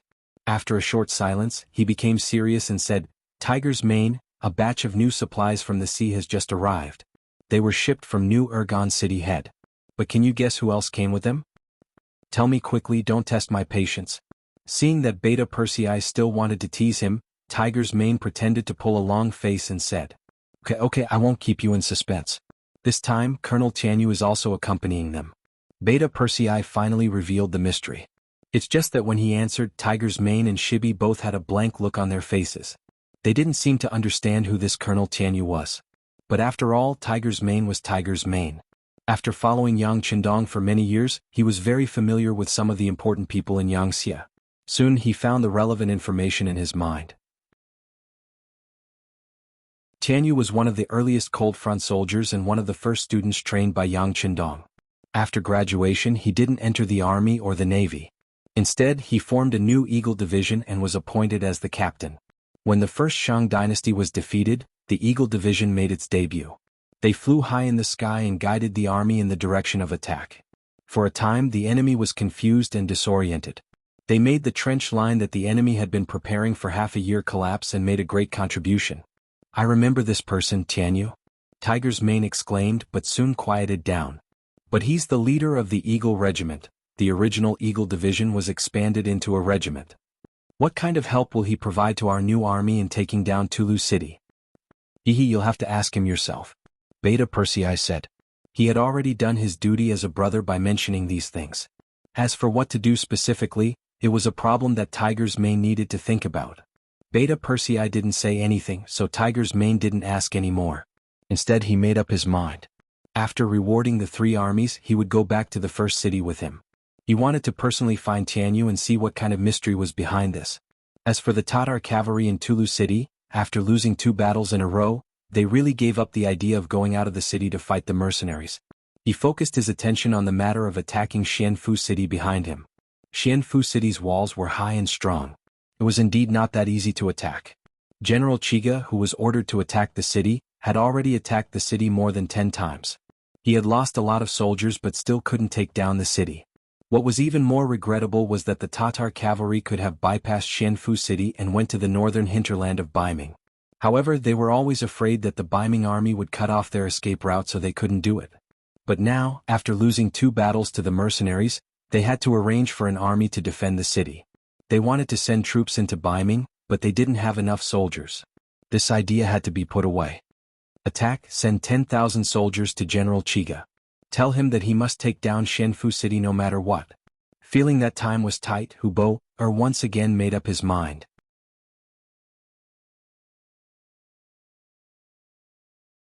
Chapter 858. As soon as the order was given, Mu Ren and the other 2 generals quickly tried to dissuade him. If they sent out 10,000 soldiers, they would only have 20,000 cavalry left. If they faced the new army, they would not have the advantage in numbers and the situation would be even worse. Alright, you guys don't need to persuade me anymore.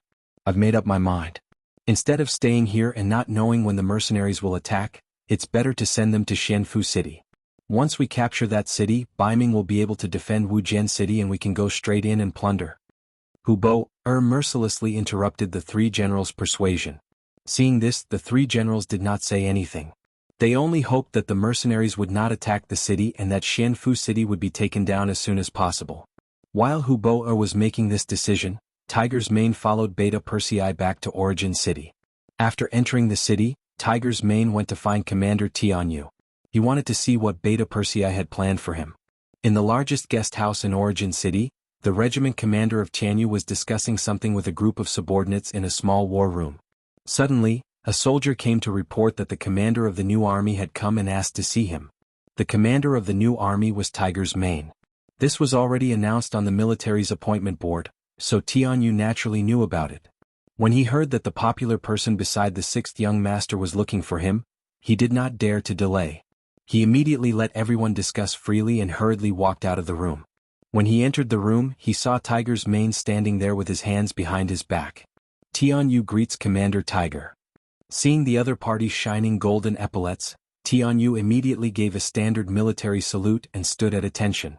Hearing the voice, Tiger's Mane turned around and showed a kind smile to Tianyu, who was wearing a blue military uniform. Commander Tian, there's no need to be restrained.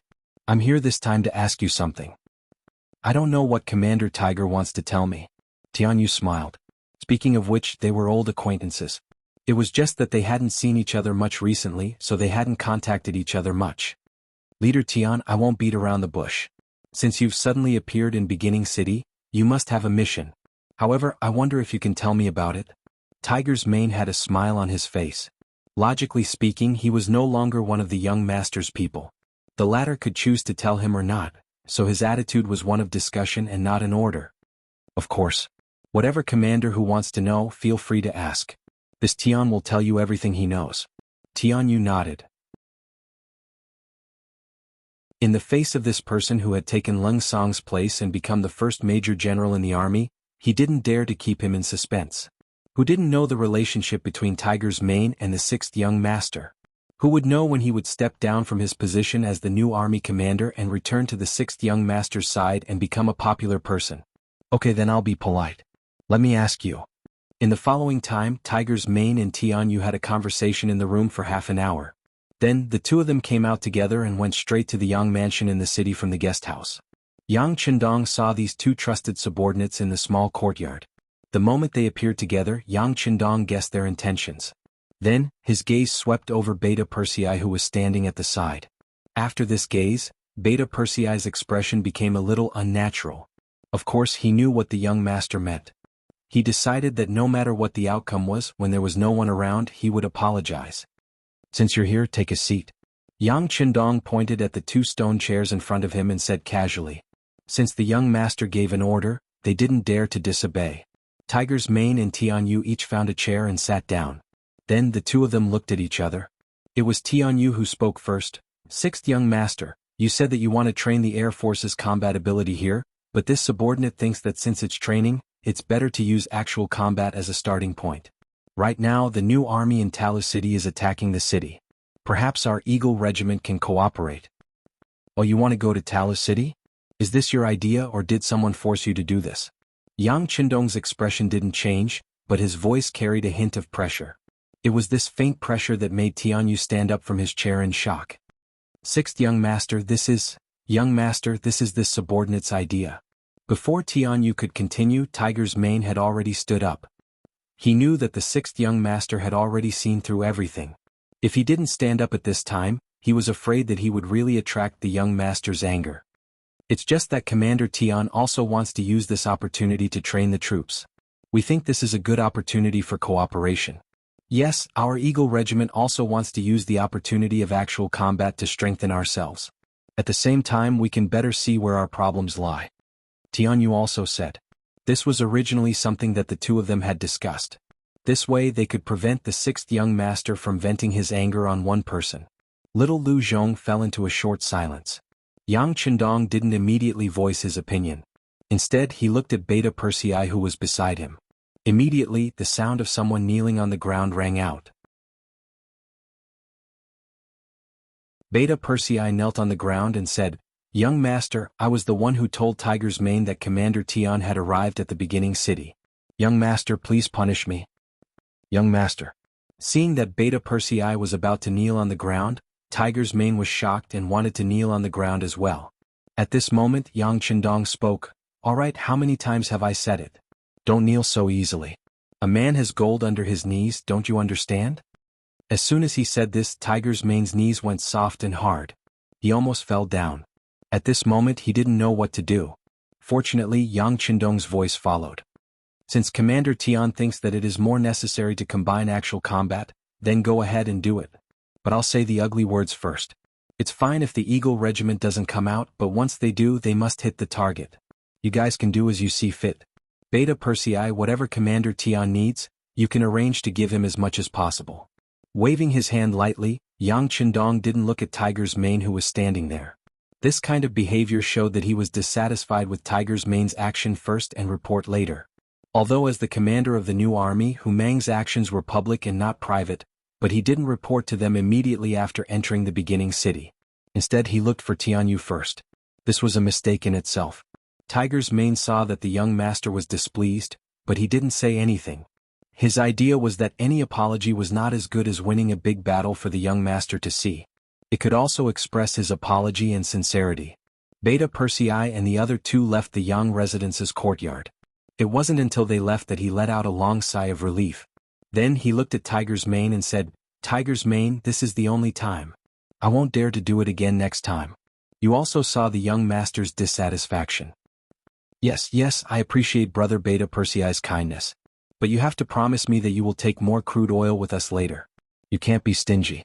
Tiger's Mane had a perfunctory look, but when it came to serious matters, he still didn't give an inch. I really owe you. Beta Persei shook his head helplessly. The person who came was Tiger's Mane. For this elder brother, even if he was scolded, he would accept it.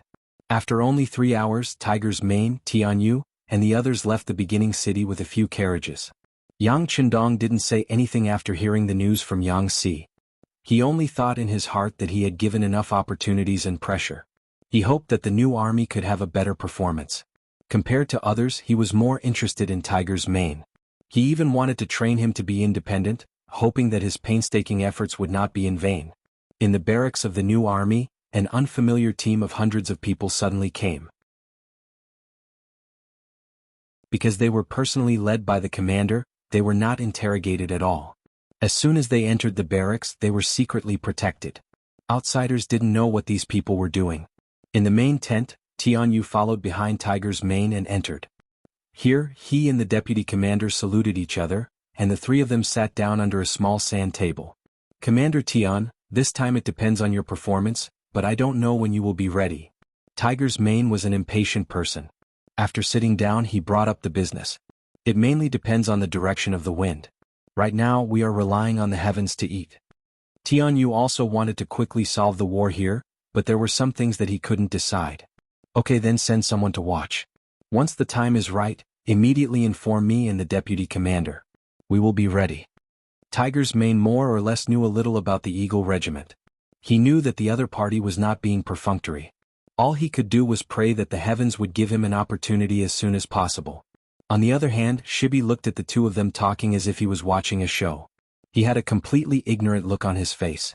It was only when the opportunity presented itself that he realized why Hu Mang would attach so much importance to a mere colonel regiment commander.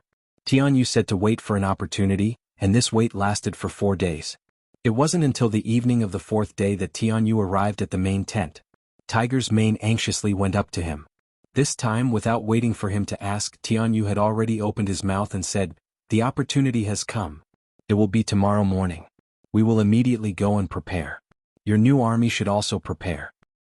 Okay. Tiger's Mane nodded heavily. He turned to look at Shibi and said, "Deputy Commander, summon the officers for a meeting." The next day the sun was high up in the sky. In the morning the soldiers of the new army ate early. They put on their battle clothes, mounted their war horses and held their sabers in their hands. They were divided into battalions and stood in formation. The movements of the mercenaries were quickly discovered by the Tatar cavalry on the city wall. This situation was immediately reported to General Hu Bohe. Soon after, a group of generals hurried up the city wall. From afar, the mercenaries' formation was neat and orderly, their weapons ready for battle. What's going on? Could it be that they want to attack the city at all costs? General Hu Lin's face was filled with shock as he spoke.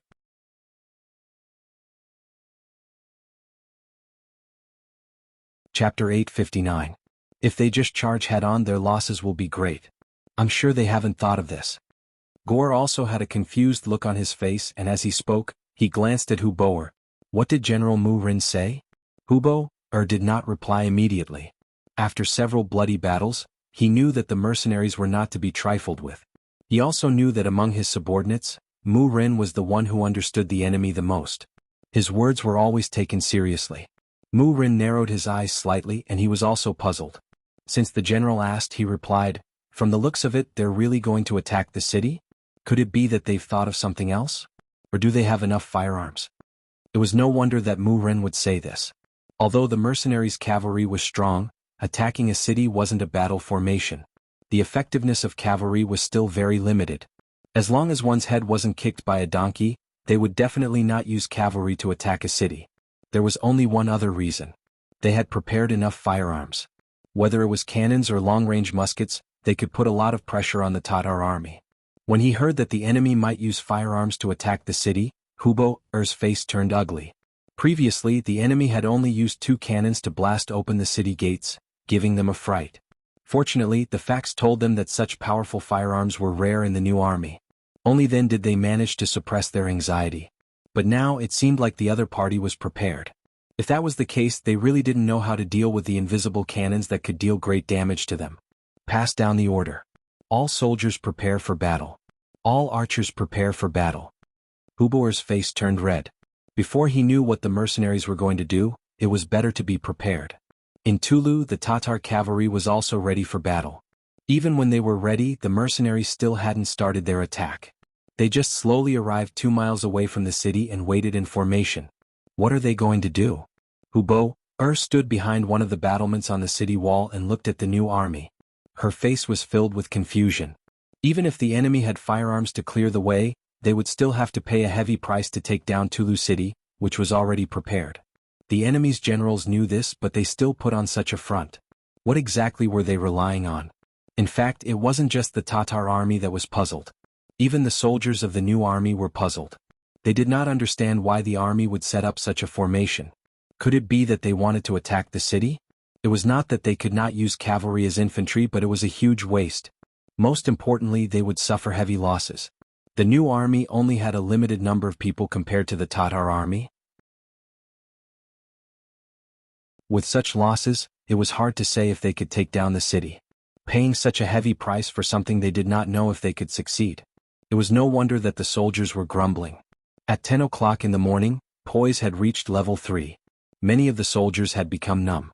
They had been standing here for more than 2 hours, but there was no order to attack the city. This made the soldiers who were originally worried couldn't help but relax a little. There were even some who thought that they were smart. They thought that this was just a training exercise to put pressure on the Tatar army. In reality, there was no intention to fight. This thought grew stronger and stronger in the hearts of the soldiers. Everyone thought that this was a show of strength to put more pressure on the enemy. At this time, most of the soldiers were thinking about what to eat for lunch. Suddenly, a very surprised voice sounded in the army. Heavens, look, what is that in the sky? There are people on it? This shout was like a boulder being thrown into a calm lake. Immediately, layers of waves were set off. When everyone heard this shout, they could not help but look up at the sky.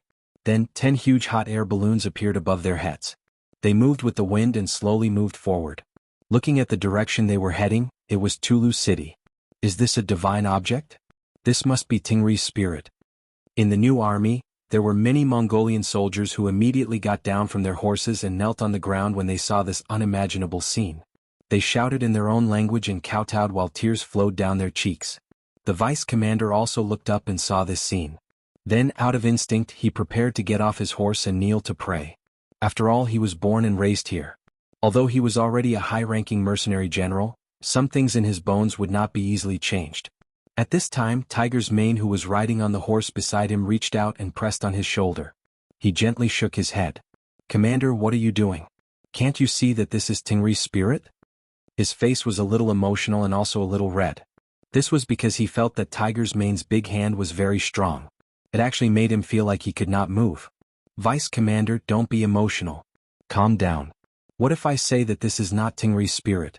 Look carefully. Is there a 5-starred flag on it? Tiger's Mane's expression was normal, but the strength of his hand did not decrease. What?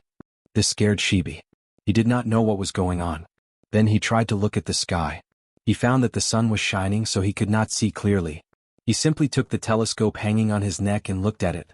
When he saw it, his face turned pale and his body trembled. If it were not for Tiger's Mane's help, he would have fallen off his horse. How is this possible?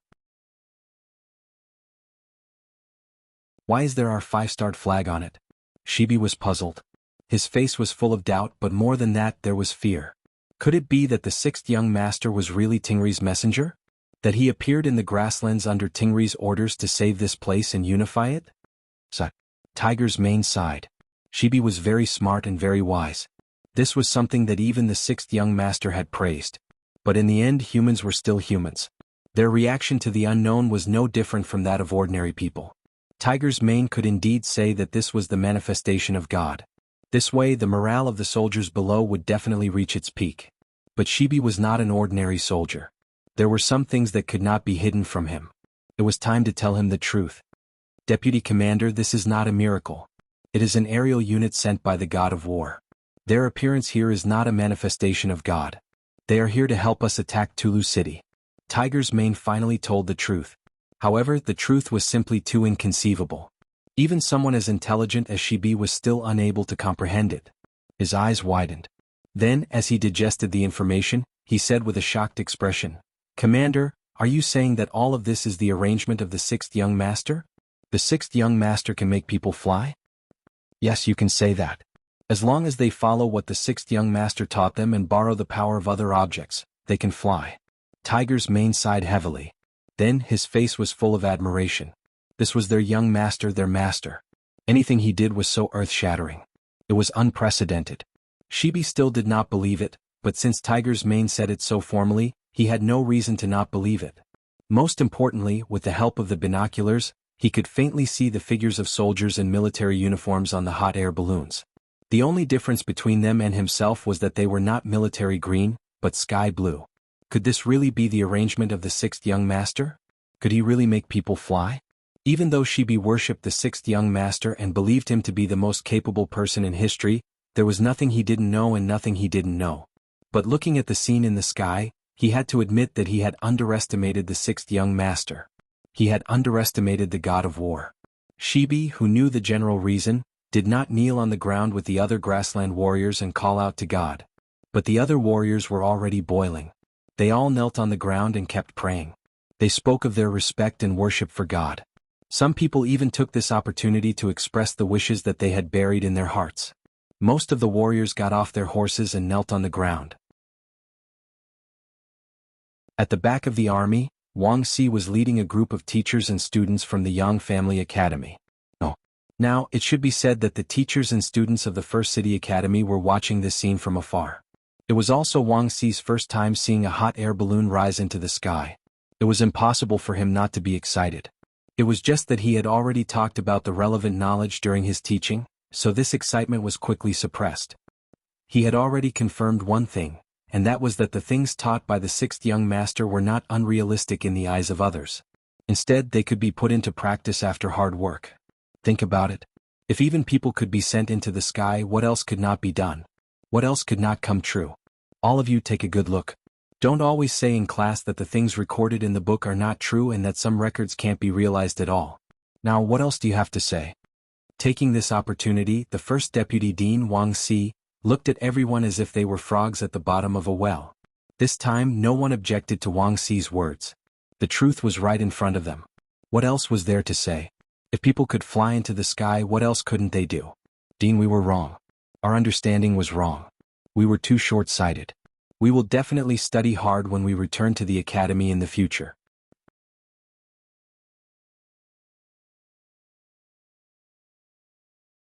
Chapter 860. Principal, don't worry.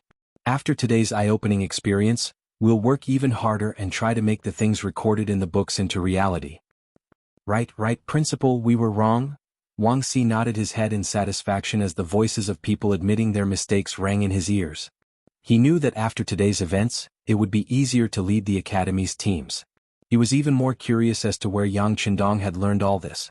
For a person to be able to fly into the sky, this was something that he would never have dared to think about in the past. The mercenaries were shaken, and the soldiers all knelt on the ground. In Tulu City, the situation seemed to be replicated.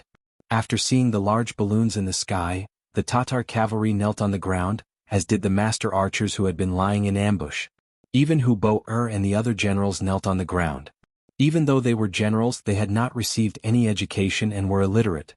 In the face of technology that had only been created a few hundred years later, their resistance was no different from ordinary soldiers.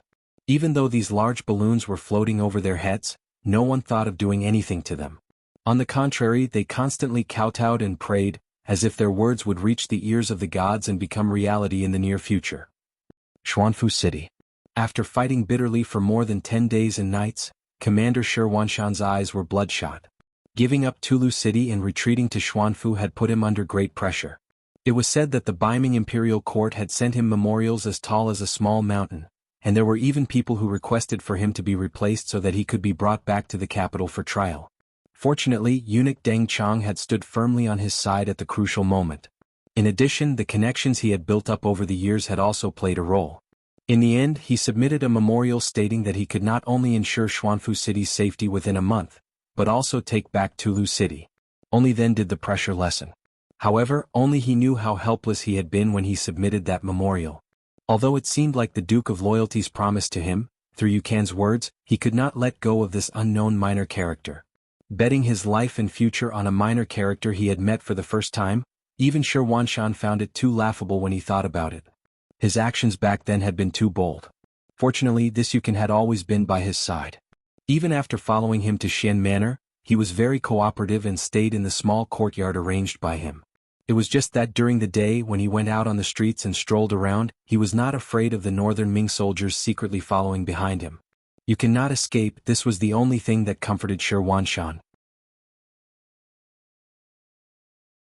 Originally, he thought that there was still some time before the 1-month deadline, and that Yukan's life and death would be revealed. However, he never thought that this person would actually take the initiative to meet him this morning. Shi Wanshan was very curious about Yukan's request to see him. In the small courtyard, he met this average-looking young man who was always very calm. In the small courtyard, the moment the two sides met, Yukan said something that shocked Shi Wanshan. "Commander, today is the day for you to launch a large-scale counterattack and take back Helu City." Yukan had appeared in front of him a total of 3 times. The first time he had passed on the Duke of Loyalty's words and asked him to withdraw from Talu City. The second time he had followed him to Xuanfu City without waiting for his orders. And now this was the 3rd time they had met, but his words had also shocked Shi Wanshan. "Sir, what do you mean?" Although Shi Wanshan believed that he had the demeanor of a great general and was calm in the face of trouble, he had to admit that he was more shocked than the last when he met Yukan. "That's what I meant just now. Today Talu City will undergo a great change. I'm afraid that it won't be long before Hu Bo-er sends the order to withdraw the troops. The time could be tonight or tomorrow morning. Commander, you just need to make your preparations." Yukan's expression remained the same, as if he was talking about an extremely ordinary matter. He said these words word by word from his mouth. The more calm Yukan was, the more shocked Shi Wanshan was. Last time, he had come at the besieged Talu City on the orders of the Duke of Loyalty. This time, Xuanfu City was also tightly surrounded, and no information could be casually leaked out. And now this person had sent the Duke of Loyalty's orders. Shi Wanshan couldn't help but be suspicious. "Mr. Yu, where did you get this information from? Is it accurate?" Shi Wanshan asked in a probing manner. He was simply too curious about this person's ability to know about the world without leaving the city. This information came from the Duke of Loyalty, so it can't be false. As for the source of the information, I'm sorry, but I can't tell you without orders. Alright, the information has been sent. Commander, please make your preparations. After dinner I will come to the barracks. If the situation in the barracks is still the same by tomorrow morning, I will present myself to the higher-ups. Commander, you don't need to worry about it. Yukan's face was calm as if he had already disregarded life and death. After saying this, he turned around and left. He didn't give anyone a chance to ask him any questions. He only left Shi Wanshan with a thoughtful and mysterious backview. If one said that Yukon was spouting nonsense, then he had taken out his own head as a guarantee. But if one said that he was always accurate, then where did the information come from? Shi Wanshan couldn't figure it out. After a long time, he shook his head and said to the bodyguards outside the courtyard, "Quick, go call Eunuch Deng, General Gu and General Ning to the residence." Above Tulu City's skies, the 10 hot air balloons already appeared one after another. They intentionally lowered their altitude, only 100 meters above, beyond the range of a bow's firing range. Then they began to toss down sealed wooden barrels that they had prepared beforehand. At a distance of more than 100 meters, some people with good eyesight could faintly see the scene above the balloons. They could see some people moving around, and they could even see the bright 5-star army flag fluttering in the wind. What's going on? Why do I seem to see the flag of the mercenaries? Yes, I seem to see it too. What? How is this possible? Heavens, don't tell me that even Longevity Heaven is loyal to the mercenaries. If that's the case, then we are going against the mercenaries. Aren't we disobeying? No one said the following words, but everyone knew what they wanted to say. Even the everlasting heaven wanted to hire mercenaries. If that was the case, wouldn't their actions be against the will of the heavens? The Tatar cavalrymen, who had no scientific knowledge, were feudal in their hearts and believed in the gods, had already turned pale. The morale of the 20,000 soldiers was greatly shaken. Unknowingly, General Hubo had stood up. Obviously he was suspicious of the balloons in the sky. He had heard about the gods from the old man, and in all kinds of legends, there were even stories of the gods manifesting themselves. However, there was no way to verify it. When he asked the people involved, the answers were ambiguous. It was impossible to not believe it, but also impossible to believe it completely. However, in all kinds of legends he had never heard of a god transforming into a balloon. Now that he heard the soldiers say that there were people moving around on the balloons, and there were even flags of the mercenaries, he became even more suspicious. His first reaction was that this was a trick of the mercenaries. But how did they do it? How did they send such a big balloon up into the sky? This was not something that could be done by humans, right? The discussions of the soldiers did not try to avoid him, the great general. Many of the words were clearly heard by Hubo, and it was because of this that his expression became increasingly ugly. Their morale was shaken. If the mercenaries were to launch an attack now, how much combat power would they have left? Just as Hubo felt that the situation was not good, he felt a chill in his heart. There was finally some movement from the balloons and they began to throw things down. Wooden barrels fell from the sky, heading towards Tulu City. Thump, thump, thump, thump. Every time it fell there would be a huge explosion. Then the barrel would explode and a pool of crude oil would flow in the city. The air was filled with a pungent smell. Falling from a high altitude, the large balloon kept moving slowly. Every time it fell, the landing point of the wooden barrels would be different, causing the liquid in the barrels to spread everywhere. Some of them even landed on top of the soldiers' heads. If they hadn't reacted quickly enough, they would have been crushed to death by the impact. Although no one was hit, the liquid in the bucket inevitably splashed on their bodies. When the soldiers came into close contact with the liquid, some experienced and knowledgeable veterans immediately said, "Why does this smell like crude oil?" This is crude oil. It has appeared in the grasslands before. This thing cannot be touched by fire, or else it will be impossible to put it out. Another older soldier said with certainty. What? Crude oil? Hubo's face suddenly turned frighteningly pale. He immediately thought of the words fire attack. Then he jumped up and shouted, "Everyone stay away from the fire seat. You must not see fire in the city. You must not see fire." Hubo's reaction was quick, but unfortunately in the face of the crude oil falling from the sky, his shout was not enough to stop the tragedy that followed. Especially when a wooden barrel fell beside the kitchen of the army, a huge fire suddenly rose. In just a short moment, the nearby area was dyed red.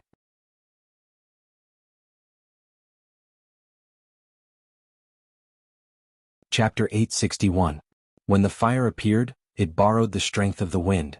When it came into contact with the oil in the air and on the ground, the fire began to spread at a very fast speed. In many places the fire was connected to one another. It looked like it was going to spread to the entire city and could not be contained. Such a conflagration was fatal to the Tatar horsemen in the city. When the fire was everywhere, the first to be frightened were the war horses that were still in the stables. Animals were afraid of fire. When the fire came at them, even the docile war horses could not endure it. They had no choice but to fiercely neigh. Their bodies surged and they forcefully jumped out of the wooden stakes and galloped on the streets. When they encountered the Tatar soldiers, they didn't listen to their advice and continued to charge forward. Even if they knocked the soldiers who blocked their way to the ground, they still couldn't stop the momentum of their charge. The neighing of war horses could be heard everywhere. When the fire gradually grew bigger and started to connect together, some soldiers could not avoid being surrounded by the fire. Then, extremely miserable screams rang out. The entire city was thrown into chaos in an instant. The soldiers on the city gate tower were relatively lucky. No wooden barrels fell on them. But just because they were fine, it did not mean that they were fine. When they saw the fire devouring their war horses, their companions, and even the entire city, some of them could not help but cry out. This is the punishment of the gods for making an enemy out of the mercenaries. This is heavenly punishment. We cannot control it. Brothers, let us surrender and lessen the wrath of the gods. We surrender. We are willing to atone for our sins. When the voices were heard, more and more Tatar soldiers knelt on the ground and cried out. There were even some who rushed down the city walls. They wanted to open the city gates and rush to the foot of the mercenaries to repent and atone for their sins with actions. Bastards, what are you doing? You are not allowed to open the city gates and you are not allowed to surrender? Men, kill all those who have lost their minds. Kill them all. Seeing that the situation was in chaos and that the soldiers on the city walls were not listening to their general's orders, Hubo'er's face was ashen. As the shouts rang out, some of the soldiers who were still clear-headed rushed to the side of the inner city gate with their blades. When they faced their companions who had already gone mad, they first tried to dissuade them, but when it was useless, they swung their blades and cut them down. However, the number of personal guards was still too few, while the number of soldiers who had gone crazy was too many. It had already become a general trend, and there was no way to stop it. Seeing that the situation was getting out of hand, Mu Rin, Hu Lin, Gao Er and the other generals brought their soldiers and rushed in front of Hubo. General, this is the will of the heavens. We cannot go against it. Please retreat. Hubo-er didn't want to admit defeat, but he didn't have any other choice. In the end, he spat out a word with great difficulty, retreat. Hubo-er knew that there was nothing they could do about it. They could only rush out of the city and wait for a chance to make a comeback. Before leaving the city, he did not forget about General Chiga and the 10,000 Tatar cavalrymen who were attacking the city at Xuanfu City. Quick, send a horse to inform General Chiga to retreat as soon as possible. Hubo-er gathered his personal guards and around 5,000 Tatar cavalry, making a total of 6,000 people. When the surrendered soldiers opened the city gates, Hubo-er led his soldiers out. The new soldiers waiting at the city gates had already woken up from their initial shock. Under the orders of the battalion commander, company commander and platoon commander, they all got on their horses and prepared for battle. When they saw the raging fire in the city, countless grassland warriors were shocked. At the same time, they thought that the god of war was indeed a messenger sent by the immortal heaven. Even the heavens were willing to help him. They really didn't know who else could be his opponent. The city was ablaze and the gates outside the city were wide open. Then countless Tatar cavalry rushed out. As soon as they appeared, they charged over in a frenzy. It seemed that they wanted to fight to the death with the mercenaries. Blow the bugle call, kill the enemy. Tiger's Mane saw that the situation was set, so he opened his mouth and gave the order to attack. The high-spirited and high-spirited mercenary soldiers immediately swarmed forward in units of battalions. They launched a deadly attack at the remnants of the Tatar cavalry that had charged out. The cavalry of both sides soon clashed within 2 miles of the city gates. The new army, which had the upper hand in both strength and morale, pierced through the enemy cavalry formation after just a few exchanges, causing the enemy to throw away their armor and flee in utter defeat. General, let's go. I'll cover the rear. Gore called out, and then he led his personal guards and the 1,000 or so Tatar cavalry to form a human wall, blocking Hubo-er and the others from escaping. In the current situation, it was clearly impossible for all of them to escape. Only a portion of them might still have a chance. Gao Er stayed behind of his own accord, causing tears to well up in Hubo-er's eyes. He knew what would happen if he made this decision, but he didn't have any other choice. Let's go. After a moment of hesitation, Hubo-er whipped his horse. Under the protection of Mu Rin, Hu Lin and several hundred personal guards, they finally broke out of the encirclement of the new army and headed southwest. General Gower, who was left behind with over 1,000 cavalry, was only able to hold out for less than an hour before they were completely annihilated. Among them, Gower was slain by over a dozen blades, thus announcing the great defeat of the Tatar cavalry and the glorious victory of the new army. In this battle, the great fire in the city had killed more than 1,000 Tatar soldiers, injured more than 2,000 and killed 3,000 enemy cavalry. Hubo fled with a few generals and 500 cavalry. The threat of the Tatar cavalry had disappeared, and they fled in defeat. Clean up the battlefield and make preparations. There's still a big fish coming. Seeing that the sun was setting, Tiger's Mane ordered the cooks to cook while ordering the army to take turns to rest and prepare for the upcoming battle. On the walls of the Xuanfu city, Shi Huanshan was in a corner of the city gate tower, facing Dengchang Ancient River and Ning Wenfeng. He had already informed the three of Yukan's arrival during the day, but the four of them had discussed it for a long time without coming to a conclusion. They all had the same question. How did Yukan find out about the news outside with the four gates of the Xuanfu city closed? After the incident at Tulu City, Ning Wenfeng had increased the patrols in the city. Even a bird would be discovered if it flew into the city. However, they had not received any reports, so where did the news come from? There was also another question. Why did Yukan say that the Tatar cavalry would retreat? Would they really be so obedient and retreat? Since they could not think of a reason, they decided not to think about it. The four of them had already arrived at the city gate tower. They ate and drank here, waiting for the situation to change. A pair of chopsticks picked up a mouthful of food. Gu He, who had just recovered from his injuries, put it into his mouth and said, "Commander, do you think we've been played by that Yukan guy?" He suddenly gathered the entire army. If the news is false, wouldn't we have wasted our efforts? That's right. If this incident were to be reported to the court by someone with ulterior motives, who knows how many people would impeach us? The eunuch, Deng Chang, also nodded in agreement. He did not care if the soldiers were tired or how many soldiers died. He only cared about one thing, and that was how the court viewed them. This would directly affect the emperor's attitude towards him and his future. Hearing the questioning voices of the two, Shi Huanshan said with a heavy expression, "To be honest, I don't know how much of Yukan's words are true. However, since he was willing to bet his life, it should not be false. All right, did Yukan come?" "He's here." The one who answered him was the commander, Ning Wenfeng. "He came as soon as the sky turned dark. He found that my people were watching his every move. If the news this time is false, he definitely won't be able to live." "Good." Shi Huanshan nodded. "Since he dares to gamble with his life, what harm is there in playing with him? Let's wait. At the latest, we'll know before daybreak tomorrow." Shi Huanshan gave the deadline for daybreak. However, they did not wait until midnight. The Tatar cavalry below the city walls began to move. General Chiga had already received the fast horse scouts sent by Hubo and learned of the fire in Tulu City. With their retreat cut off, there would be no more reinforcements or food. They might even have to face the appearance of mercenaries. When that time came, they would be attacked from both sides and would definitely lose. At this moment, there seemed to be no other choice but to retreat. "Pass down my orders. Move out one by one. Try not to make any noise, especially not to alarm Bai Ming's army." Chiga summoned his generals and gave them the order to retreat. However, he was careful not to mention Huboer's defeat.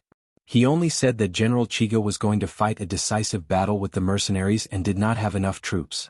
The Tatar cavalry, who were not adept at sieges, had long grown tired of Xuanfu City. Now that they had a chance to leave this place, naturally no one objected.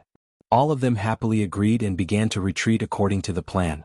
The Tatar army had been very careful with their retreat. Normally, they would have been able to retreat without being discovered in the middle of the night. However, things were different now. They had already sent out dozens of scouts to keep an eye on them. The moment they moved, the news was immediately sent to Shi Huanshan. They really moved? Hearing the scouts' report, Shi Huanshan's face was filled with astonishment. Deng Chang and the others were also shocked. Their expressions were written all over their faces.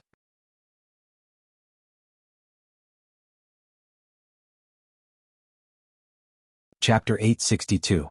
How did this Yukan obtain such information?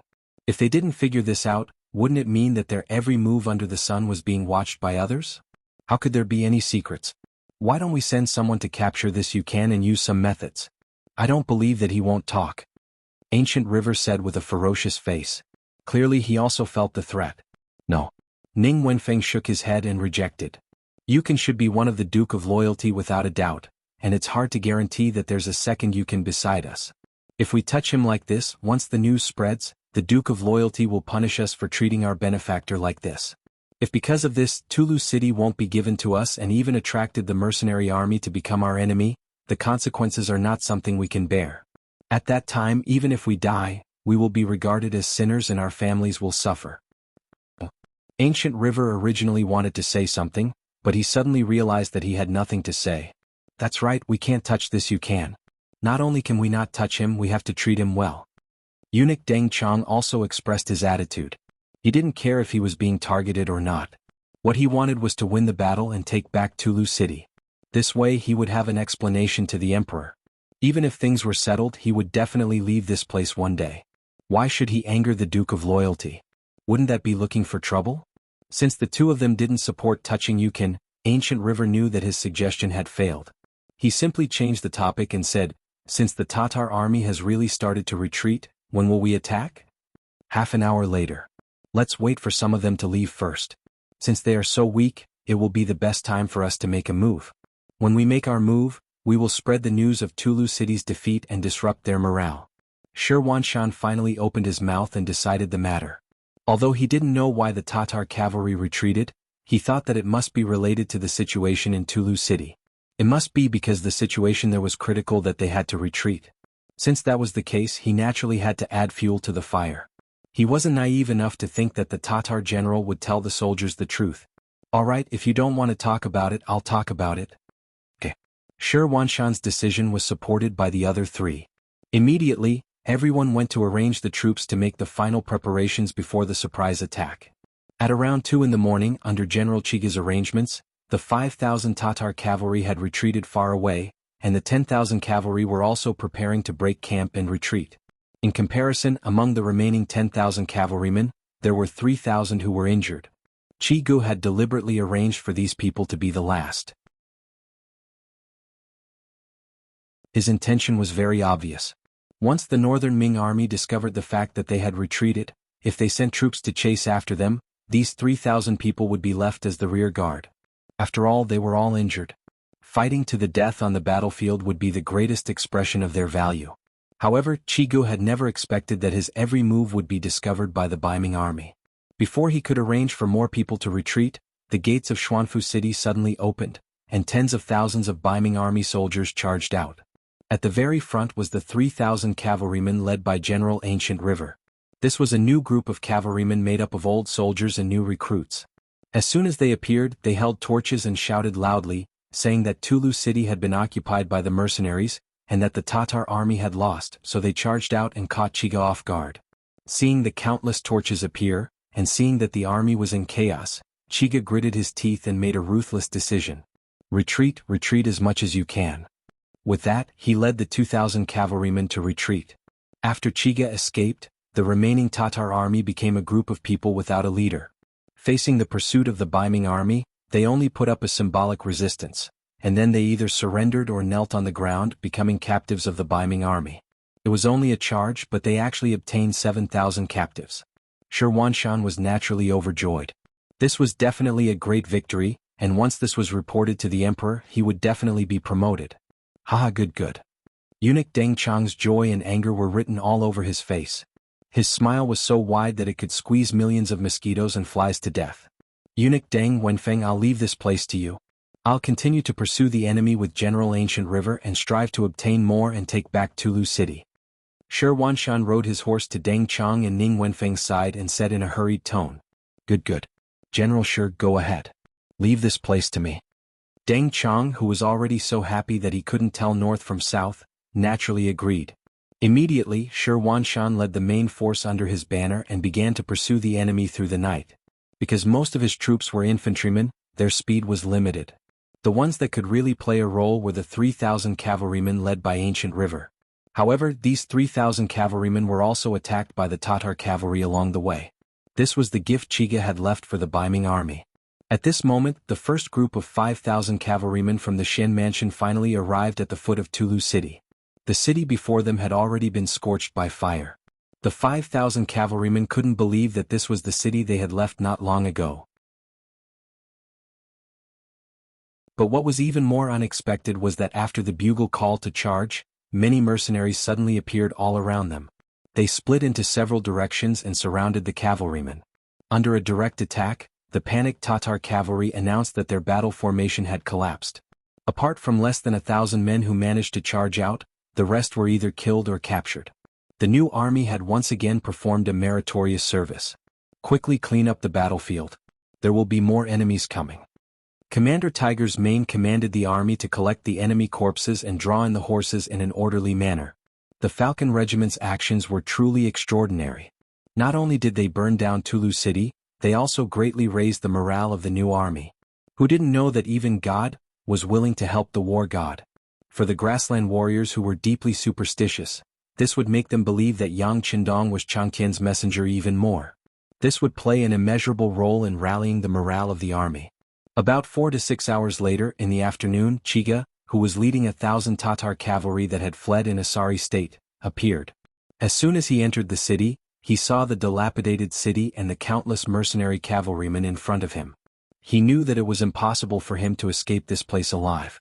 Chiga Hubo has already escaped. The 5,000 cavalrymen you sent out have also been captured. There is only one path before you. Surrender or you will be spared. If you don't surrender, you will die. Deputy Commander Shibi rode on his horse and appeared in front of the new army. You want to persuade me to surrender?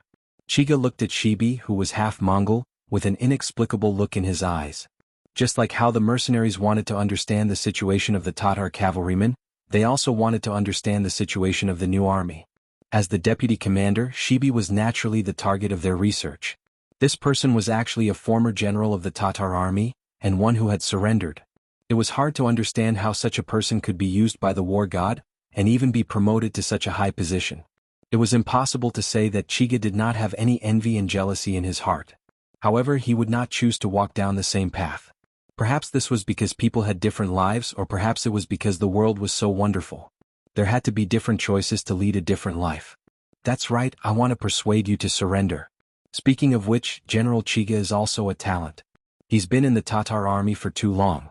If you can work for the war god, I can guarantee you a high position and a good salary. How about it? At the same time, these words were undoubtedly more realistic when spoken by someone who had personally experienced it. However, not everyone was willing to surrender. Chiga's character was one of those who would rather break than bend. Perhaps his ability was limited, or perhaps his personal strength was average, but his character was still very stubborn. Shibi, don't think that just because you surrendered to the Han people we are all soft. Let me tell you, if you want to persuade me to surrender, there is no way. If you have the ability, then come and kill me. Otherwise, just wait for me to kill you. A sigh sounded, and it was because of Chiga's actions. Then Shibi slowly raised his right hand and slammed it down. On both sides of him, countless cavalrymen in green rushed forward. Kill. Chiga also roared and led 1,000 cavalrymen to meet the enemy head-on. However, whether it was the morale of the troops or the numbers, the Tatar cavalrymen who were at a disadvantage only lasted for an hour before collapsing. Then they were surrounded, and those who would rather die than surrender would be killed. Surrendering would allow them to live. 4 hours later, more than 2,000 cavalrymen came from the direction of the Shen Mansion. It was Ancient River's army. They chased the enemy all the way from the Shen Mansion to Tulu City, but they were still a step too late. When they arrived, they saw the already dead Chiga and the mercenaries cleaning up the battlefield. That's it? Ancient River, who was at the front of the cavalry, saw that the battle was over and was shocked. As far as he knew, there were no less than 6,000 Tatar cavalrymen who escaped from the Shen Mansion. How could they be dealt with so quickly? General Gu, right? I am the new deputy commander of the army, Shibi. I have been waiting for you for a long time under the orders of the commander. This is Tulu City and it is now officially in your hands. I hope you don't lose it. We are not willing to help you take it back every time. Shibi, who had followed Yang Qindong to the Shen Manor, stood out once again. After greeting Gu he didn't wait for the other party to say anything before leading the army and leaving. In the entire city, other than the charred and black charcoal, there were also the corpses of the Tatar cavalry that had been placed neatly on the ground. Chiga's corpse was also among them.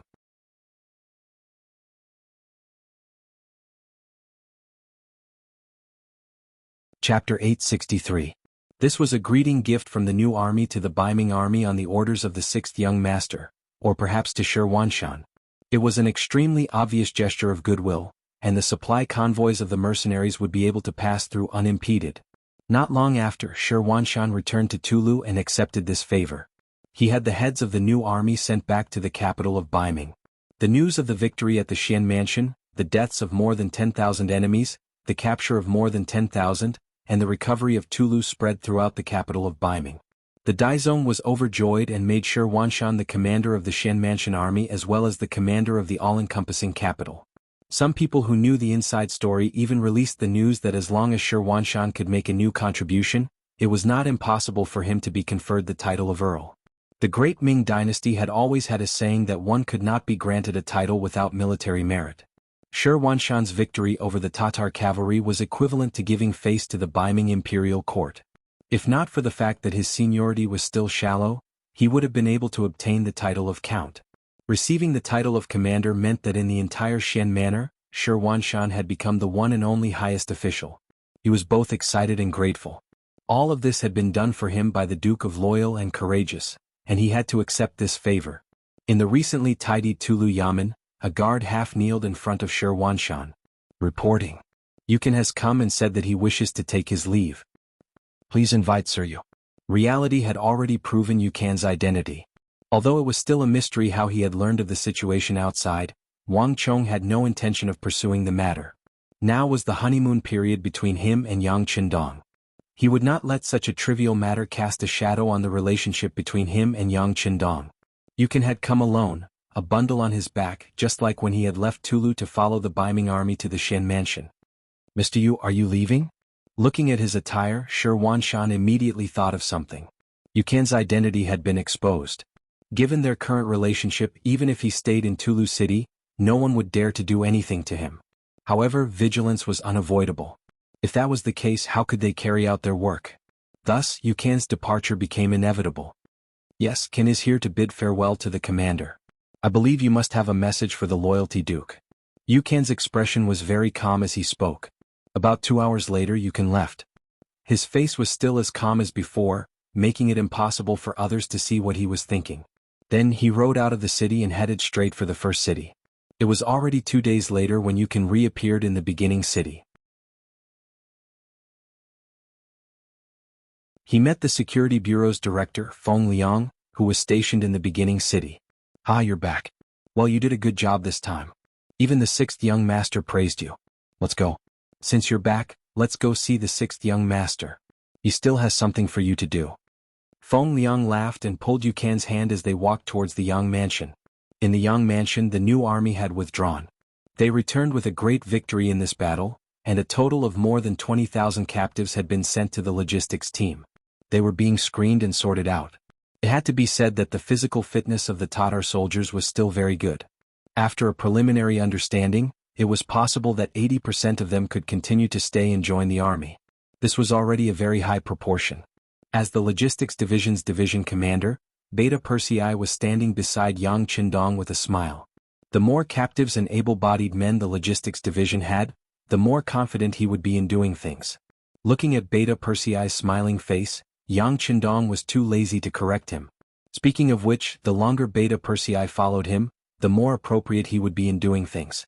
It could be said that Yang Qindong did not have to worry about him.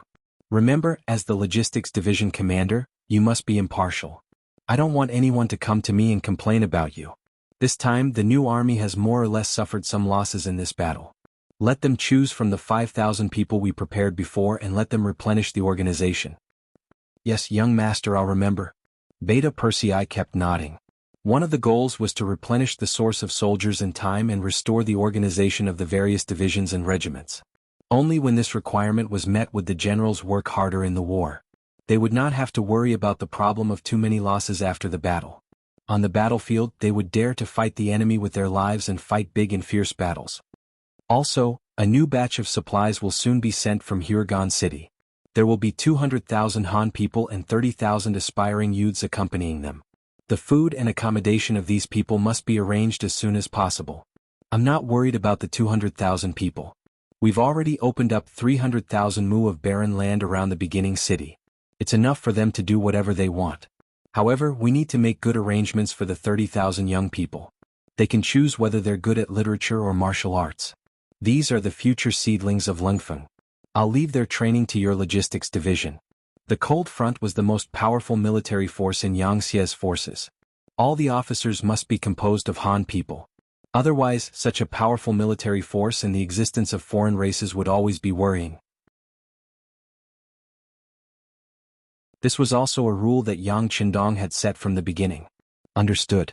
Young master, please don't worry. I will arrange these in advance. Beta Persei patted his chest with a reassuring look. After a while there was the sound of footsteps outside the door.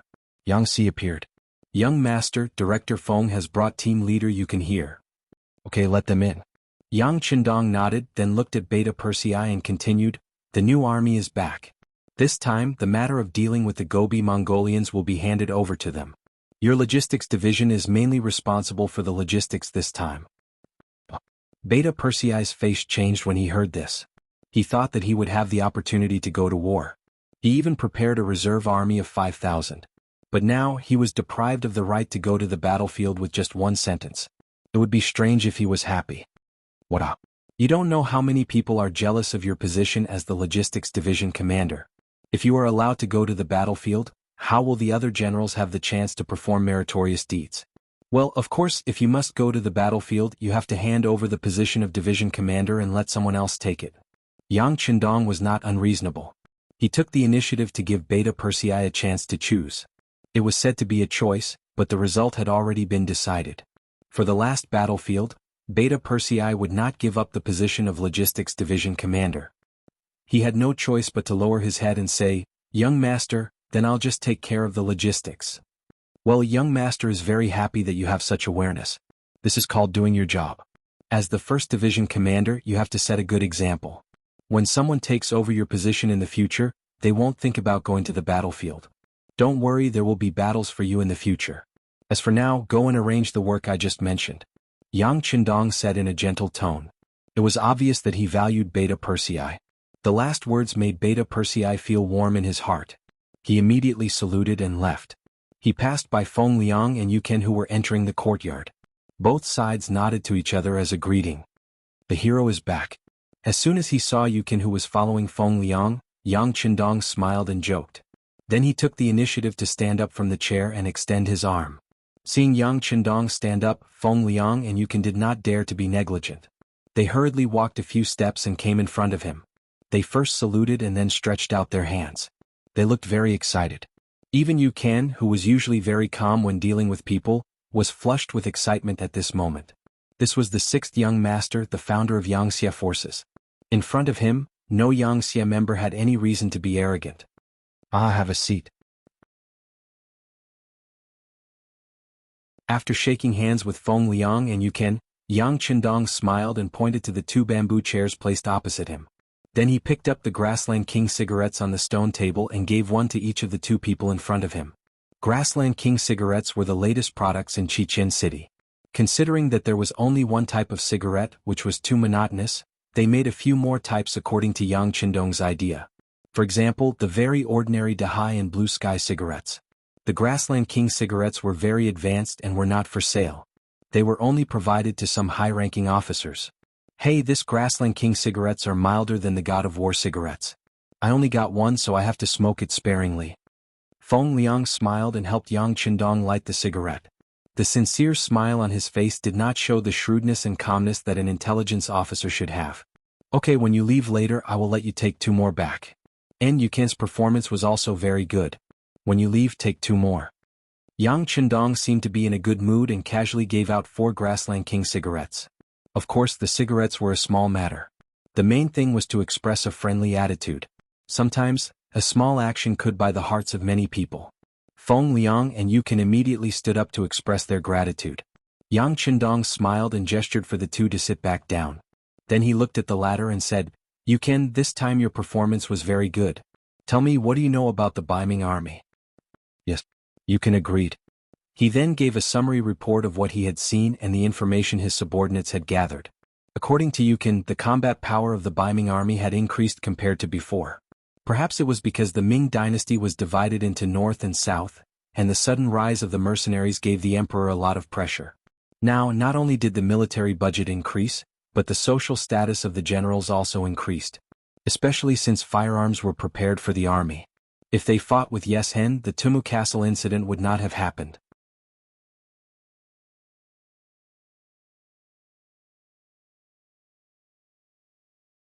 Chapter 864. Because of the Ming dynasty's martial prowess, many ambitious youths joined the army. In addition, the great Ming dynasty had a large population, so the supply of soldiers wasn't a problem. It was inevitable that the army would grow stronger. Of course, there were still problems. For example, there were still some senior generals who embezzled the soldiers' pay. Fortunately, Shi Wanshan was an upright person, so this didn't happen often in the Xian mansion. There was also another major problem, which was the conflict in the heart of the Daizong emperor. He wanted to increase the army's fighting strength, but he was also worried that the army would become too powerful. One day their achievements would overshadow the emperor, and they wouldn't listen to his orders. As a result, the power of the eunuchs in the army would grow. This was indeed a way to keep the generals in check, but at the same time, it also sowed a conflict. In the end, you can also said, Sixth Young Master, after this incident, Shi Wanshan's reputation has indeed shot up. It seems that he is unparalleled in the limelight, and many people have even joined the army out of admiration. This will be a great boost to the strength of the Xian Manor's army. However, once eunuch Deng Chong, who has a good relationship with him, is transferred away, and replaced with someone who isn't of one mind, there will be more internal problems. It's unknown how much of their fighting strength they will be able to display. Yang Qindong listened carefully, not interrupting the other party's conversation. From time to time he would nod in agreement. When the other party finally stopped talking, he nodded. Not bad, Yukan's analysis is very good. The sixth young master will remember these things and know what to do. This time your identity was exposed in tallow. Have you thought about where you'll be working next? It's all up to the sixth young master, Yukan said without missing a beat. This time he had performed a meritorious service. Although he was only passing on an order, his courage to take risks was recognized. Most importantly, until he left, he didn't give himself away in the slightest. He didn't expose the radio station, so Shi Wanshan still couldn't figure out where his information came from. This illusion was set up very well. This was one of the main reasons why he had performed a meritorious service. With this, there would be suitable arrangements for his next job. Alright, you can go to North Korea next. Recently, their naval activities have been very frequent. They have repeatedly passed by our naval ships transporting supplies, and the distance between the two sides is getting closer and closer. If this goes on, I am afraid that sooner or later there will be a problem. Since we are going to fight, then we must first understand the situation over there. How about you be the director? Compared to his previous position as a team leader, the director was equivalent to a promotion. This was an affirmation of Kan's work and also a reward for him. Yukan immediately stood up and saluted. Sixth young master, please be at ease. I will definitely get a clear picture of the situation over there as soon as possible. Once the war starts, we will be the army's eyes and ears. Ah, good. Yang Qindong laughed with satisfaction. In the great Ming dynasty's Forbidden Sea, the strength of the sea was already very limited. This was especially so in Ming, where there was almost no navy. Due to geographical and environmental reasons, there were not many people who knew how to swim. Even if they wanted to establish a navy, there were many problems that needed to be solved. It was not something that could be accomplished in a short period of time. North Korea was different. They were originally close to the sea, and their naval industry had always been very developed. The commander of the 1st Naval Army, Gao Xiong, reported that recently when they were transporting supplies to the sea town, they had encountered the North Korean Navy several times. Although everyone restrained themselves and did not make a move, the other party's investigation was very clear. If one did not consider the future, there would be immediate worries. North Korea should be prepared for the problem. Yang Qindong sent Yukan over to do a deeper understanding and investigation. Yukan's appointment meant that Yang Qindong didn't need to worry about him. After the new army was replenished, Yang Qindong turned his attention to the Mongol tribes in the north of the desert. According to the information provided by the Security Bureau, the escaped Tuaya had already found the two generals, Na Ri-song and Bao Yin. They quickly gathered 40,000 cavalrymen and went straight to the vicinity of Yinma River. They used the slogan of protecting the king to start a war with Fan Yuhai. Fan Yuhai, who was already prepared, used the name of Sud Khan to wipe out the rebels.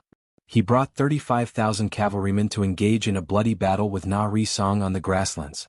Both sides suffered casualties, and they were now at a crucial moment in the battle. It's time to set off. After receiving the information, Yang Qindong called over Tiger's Mane, Xiao Feng and the other generals. After a discussion, the army set off a day later, heading straight for the Mongol tribe in the desert. Balsi and Tan, north of Yinma River, was a temporary capital built at the end of the Yuan dynasty. In the current Mongolian East Province, west of Chobashan City, north of the middle reaches of Krulin River, Balsi Hot. At this moment there was a cavalry war going on here. Both sides had tens of thousands of cavalrymen clashing in this area. The war had already lasted for 10 days and there was no sign of it stopping. Fresh blood dripped onto the grasslands. From afar it was a patch of red like a sea of blood. One side used the name of Sud Khan to wipe out the rebellion, but they just wanted to steal the command of the Mongol tribe in the desert. The other side shouted that they wanted to save the emperor, to clean up the emperor's side. They wanted to take back the highest authority of the Mongol tribe in the desert and repeat the glory and prestige of the Golden family. Both sides refused to give way to each other. The war went from a small-scale battle at the beginning, with only 60 to 70,000 cavalrymen joining. After 10 days, more and more small tribes joined for various benefits. The number of cavalrymen also continued to rise, reaching 100,000. Moreover, there was an endless stream of different powers joining the battlefield, causing the scale of this war to grow larger and larger, exceeding the expectations of both sides.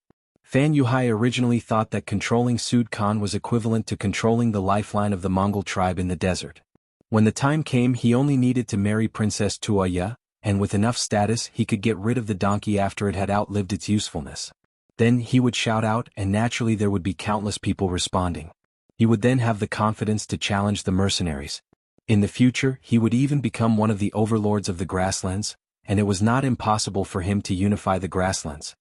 He never would have thought that something that did not seem very difficult would happen because Sud Khan faked taking medicine and told the truth to Princess Tuoya, causing her to suddenly escape. Although he had used this time to control some of the Mongol army, and with Sud Khan, it was equivalent to having a righteous cause and seemed to have the upper hand. However, he forgot one thing, and that was that everyone had ambition, especially the Mongol tribe in the desert. The army was not centralized and they did not have any large cities to rely on. Over time, the Mongol tribe in the desert had long lost its military power, forming many small tribes and small powers. In the past, when Sud Khan was here with his understanding of these small powers, he could still forcefully command them. But now, Sud Khan lay in bed every day looking like he was just waiting to die. He did not care about any political matters and the entire tribe was in chaos. It had only been 10 days since the start of the war, and there were already more than 10 leaders of small tribes who came to visit him. On the surface they came to see Sud Khan, but in reality they came to negotiate with Fan Yuhai, the true leader, to seek their own benefits. Some of the leaders of these small tribes only had a few hundred cavalrymen under their command, while others had 1,000 cavalrymen. The more powerful ones had thousands to thousands of cavalrymen under their command. The conditions they proposed were also based on their own strength. The stronger the leader, the more benefits they would ask for. On the other hand, the weaker the leader, the less benefits they would ask for. Some would even ask for 1,000 horses and sheep. Facing these leaders who came to negotiate with him, Fan Yuhai did not reject any of them. He didn't have that many resources in his hands, but it didn't matter. He had Sudur Khan in his hands and he had righteousness. He gave away large tracts of land and fertile grazing lands just to win the support of these tribes. After all, the land was not his, and Fan Yuhai did not feel any heartache when giving out these things. Not to mention he had a little plan in his heart. Once he defeated Tuoya's army and became the true Khan, he would be able to take back everything that he had given out. At that time, if anyone dared to resist, he would kill them.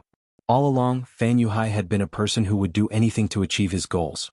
This was the case when he was in Jianghu and it was still the case now. The news of Fan Yuhai's generosity spread far and wide. Some of the leaders of the smaller tribes who had wanted to sit back and watch were also moved. They all came to Fan Yuhai's tent to ask for benefits. After they were satisfied, batch after batch of cavalrymen joined the camp. Fan Yuhai's forces grew bigger and bigger. There were strong and there were weak. In comparison, Princess Tuoya's side's development was a bit too slow. There were also people who came to ask for benefits, but Tuoya tactfully refused with a sentence, saying that everything would be decided by her father. However, she still did not forget to say that as long as someone helped her and her father, she would definitely be grateful. It was only a sentence of gratitude without any concrete repayment. Naturally, the support she received was much less.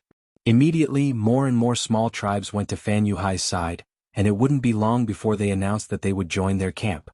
Another few days later, the scouts at the front brought back news. Outside Fan Yuhai's camp, there had already been 3 successive expansions. Looking from afar, the number of cavalry had long been densely packed, impossible to count. When the news reached Princess Tuoya, the expressions of the 2 great generals who supported her, Nari Song and Bao Yin, became extremely ugly. According to the current situation, if they were to fight with Fan Yuhai, they might not stand a chance. However, it was precisely at this time that a new piece of news arrived. The Mongol tribe's General Sahaba was currently leading 30,000 cavalry straight towards them. The front army's cavalry was already less than 10 li from them.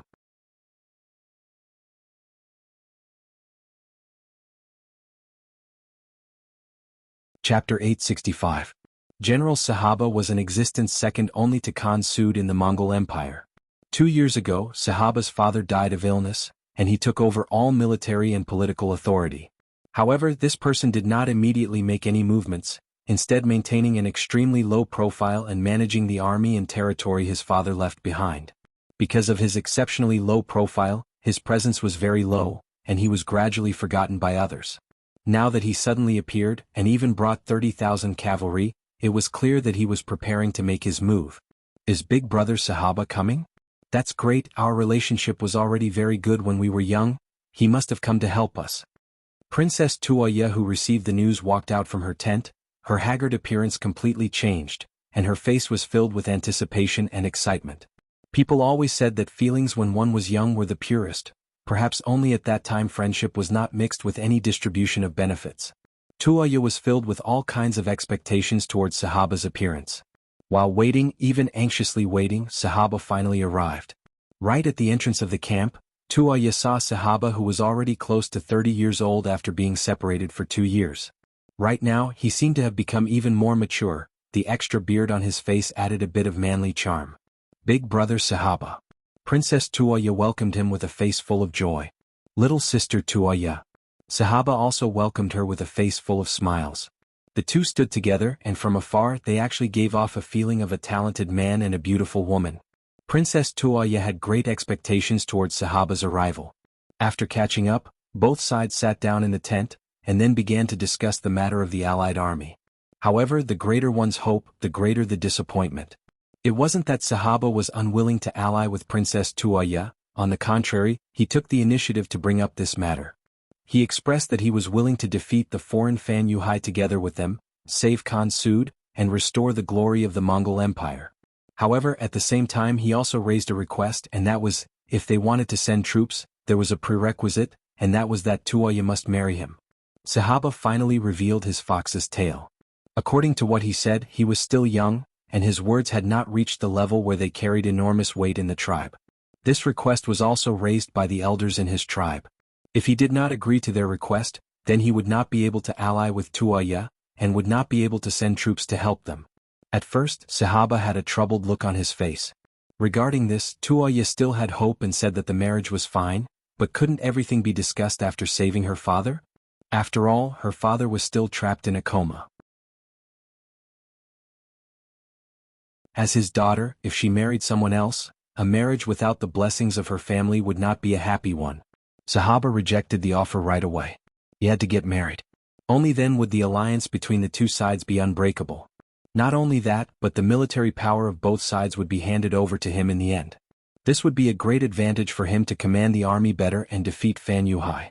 If it was just a marriage alliance, Tuoya still had a glimmer of hope in her heart. But now, the other party even wanted to get their hands on military power. Even a fool could see what was going on. Tuoya did not immediately agree. Instead, she expressed that she needed to think about it. That night, Tuoya had a discussion with Nari Song and General Bao Yin, and finally came to a conclusion. Sahaba and Fan Yuhai were the same. They were both ambitious people. Once they formed an alliance with them, it would be no different from asking a tiger for its skin. The nature of this peace talk had already changed, there was no need to continue. After coming to a conclusion, even though Tuoya was very disappointed, it could be said that one of her worries had been resolved. At least she knew one thing, and that was that in front of enormous benefits, nothing was reliable. No one would remain unchanged forever. Sahaba's appearance only gave her a deeper understanding of human nature. In the future, when she encountered things, she would have less hope and luck. That night, after making her decision, Tuoya slept very soundly. What she didn't know was that when she woke up the next morning, everything had changed. Just last night, General Bao Yin encountered an assassination attempt. His injuries were serious, and it was likely that he wouldn't live for long. Even more terrifying things had yet to come. Apart from the 5,000 cavalry under General Na Risong and the 5,000 cavalry under General Bao Yin who was in a daze, the other 20,000 cavalry officers that belonged to them had all thrown their lot in with Sahaba. Perhaps in the eyes of the grassland men, they didn't have the tradition of listening to women. In comparison, Sahaba was clearly more reliable than Princess Tuoya. He was more of a trustworthy person. She ran into Bao Yin's tent like a madwoman and saw General Bao Yin lying on the bed with a pale face. Among all the generals, Bao Yin had the best personal relationship with Tuoya. He was also the person she trusted the most other than her father. But now they were going to be separated by life and death forever. Tears flowed down Tuoya's eyes uncontrollably. Princess, don't cry anymore. He's already dead. It's just that Tingri might like me a little more. That's why they urgently summoned me. At this time, Bao Yin still forced a smile. He reached out and used all his strength to place a commander's seal in Tuoya's hand. Princess, Bao Yin won't be able to accompany you in the future. I'll watch over you from the sky. You should do what you like. Don't force yourself. The grassland is still the world of men. Women should be protected. Bao Yin was dead. Before he died, he even said that he suspected that the assassin was sent by Sahaba. Otherwise, it was hard to believe that an assassin could pass through the heavily protected military camp and come to the core of the grassland to kill. Na Raizong had the same opinion. He was worried that he would be the next one to die, so he suggested to Tuoya that they should leave this place. He had 5,000 soldiers. Before Bao Yin died, he passed the military power to Tuoya, so he had another 5,000 soldiers. If they really wanted to charge out, it wasn't as if the 10,000 cavalry had no chance at all. Tuoya calmly rejected Na Raizong's idea of killing her way out. She did something unbelievable and walked into Sahaba's tent alone. Tuoya didn't want to agree to the conditions of the peace talks. She wanted to lay her cards on the table. She didn't say who was responsible for Bao Yin's death. She only expressed that she was tired of this place and wanted to leave temporarily. After Sahaba and Fan Yuhai had a winner, she might consider marrying the winner. But now she didn't want to be involved in this matter. If Sahaba didn't agree, she would bring 10,000 soldiers and charge out. If that happened, it would only result in a situation where both sides suffered losses. Tuoya's sudden change in attitude made Sahaba seem as if he didn't know her. But it had to be said that he wasn't prepared to fall out with her. Otherwise, he wouldn't have sent people to assassinate Bao Yin, but directly sent troops to control them. Tuoya won. Under the threat of her life, she successfully brought Narasong and 10,000 cavalrymen who were willing to follow her out of the great tent. Apart from taking away some necessities, she was forced to leave behind most of the things for the similarly ambitious Sahaba. The situation gradually became clear. Sahaba replaced Tuoya and became the person who would compete with Fan Yuhai for the right to decide the grassland. When the two heroes met, a great battle was unavoidable. At this time, Yang Qindong led the new army and the ferocious Tiger Regiment across the Yinma River and appeared at the edge of the battlefield. After the new army took down Tulu City, they quickly returned to the first city to rest and reorganize. Then they replenished their manpower from the logistics division. After the organization was full, they followed Yang Qindong out of the first city. They passed through the Wandu city until they crossed the Yinma River and arrived at the main battlefield. Along with them was the ferocious Tiger Regiment led by Xiao Feng. Although there weren't many of them, only 2,000 of them, they were made up of the most elite members of the Cold Front. In terms of combat strength, they weren't inferior at all. They were also Yang Qindong's greatest reliance in this battle.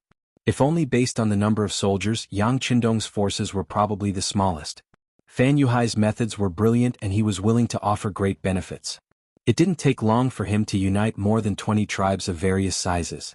The number of soldiers also increased from 35,000 to 120,000. Sahaba's many years of forbearance showed that this person was different. After he annexed Tuoya's 20,000 soldiers, he also reached an alliance agreement with some tribes of various sizes. In addition to the 30,000 soldiers he brought with him, the total number of soldiers reached 110,000. One was 120,000, the other was 110,000. Yang Chendong's new army and the ferocious Tiger Regiment were far from 30,000 soldiers. There was no doubt that they were the weakest. But who dared to look down on him? With the title of War God and the name of Longevity Heaven's Messenger, no one dared to look down on him. After the mercenary army crossed the Yinma River, they found a very spacious place and stopped. With such a place he didn't have to worry about others sneaking up on him. Just as the military tent was set up, Tiger's Mane walked into the main tent with an excited face. When he saw Yang Chendong he saluted and asked for battle. "Young master, when are we going to fight? Who are we going to fight first?" Looking at Tiger's Mane who walked into the tent, Yang Chendong smiled. Although Tiger's Mane had matured a lot after all these days of training, he was still a young man in his 20s. With a big battle before him, it was inevitable that he would act rashly. Yang Chendong only smiled and didn't say anything. This made Tiger's Mane very anxious. "Young master, say something. Who are we going to fight first? When did I say we were going to fight?" Looking at Tiger's Mane's anxious face, Yang Chendong shook his head lightly. "Tiger's Mane, why didn't your deputy commander and Commander Xiaofeng come with you this time?" The vice commander has to deal with some logistics matters, and Commander Xiao has to patrol the barracks." At this point Hu Mang suddenly froze. He finally understood why the sixth young master asked this question.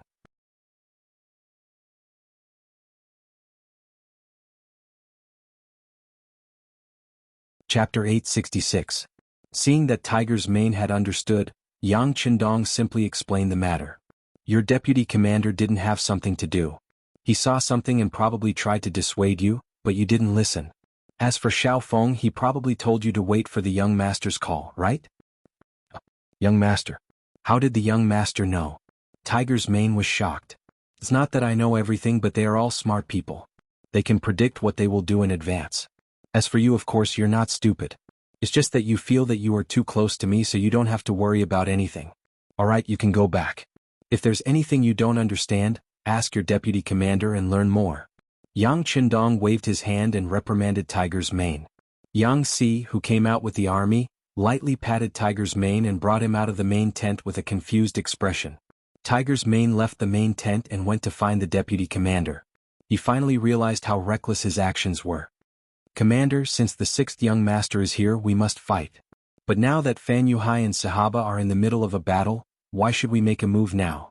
Letting them exhaust their strength for a while will only be beneficial to us." Tiger's Mane's face couldn't help but turn red when he heard the deputy commander's words. He wanted to win more battles and prove himself, but who would have thought that the more he wanted to, the easier it was to make mistakes.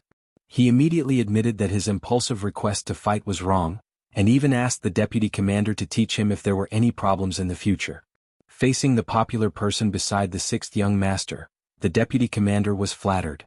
He immediately said that if there were any problems in the future, he would discuss it with the deputy commander. No matter what, the mercenaries stopped moving after they appeared beside the river of Water Horse. Scouts from all sides reported that they spent their days either eating, sleeping, or training. It was as if they really treated this place as their training ground. When the news reached Fan Yuhai's ears, his face darkened, but there was nothing he could do. Fan Yuhai knew better than anyone how big of a threat Yang Chendong was. If there was one person in the world that he didn't want to fight, it would be Yang Chendong. It was just that fate made fools of people. Wherever he appeared, this person would appear. It was as if this person was born to go against him. Even though Yang Chengwang's cavalry was less than 30,000, Fan Yuhai had never underestimated them. In his eyes, this army was even stronger than Sahaba's 110,000 men. However, even though he knew this, he couldn't attack Yang Chendong right now. Fan Yuhai had no confidence in defeating Yang Chendong. 120,000 cavalrymen seemed to be on a grand scale, as if there was nothing they couldn't do. However, how many of them were actually just a motley crew? How many of them were disloyal to him? With such an army, it was easy to win a battle. Everyone would swarm forward and share the fruits of victory. However, if they lost the battle, the morale of the army would be greatly affected. If things went wrong, the army's morale would fall apart. At that time, not to mention conquering the grasslands, whether or not they could even leave this place alive would be another matter. Even though he knew that such a result was very likely to happen, if he still sent out his troops, Then he wouldn't be the famous General Fan Yuhai, but a stupid pig. Forget it, I'll let you enjoy for a few days. Once I defeat Sahaba and unify the entire northern desert grasslands, it won't be too late to fight you then. Men, keep a close eye on the movements of the mercenaries. Report to me immediately if anything happens.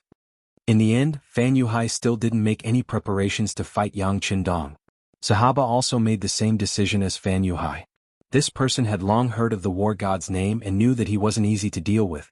In the face of a great enemy, he naturally wouldn't be distracted. Not only did he not provoke the mercenaries, but he also sent people to meet Yang Qindong with generous gifts.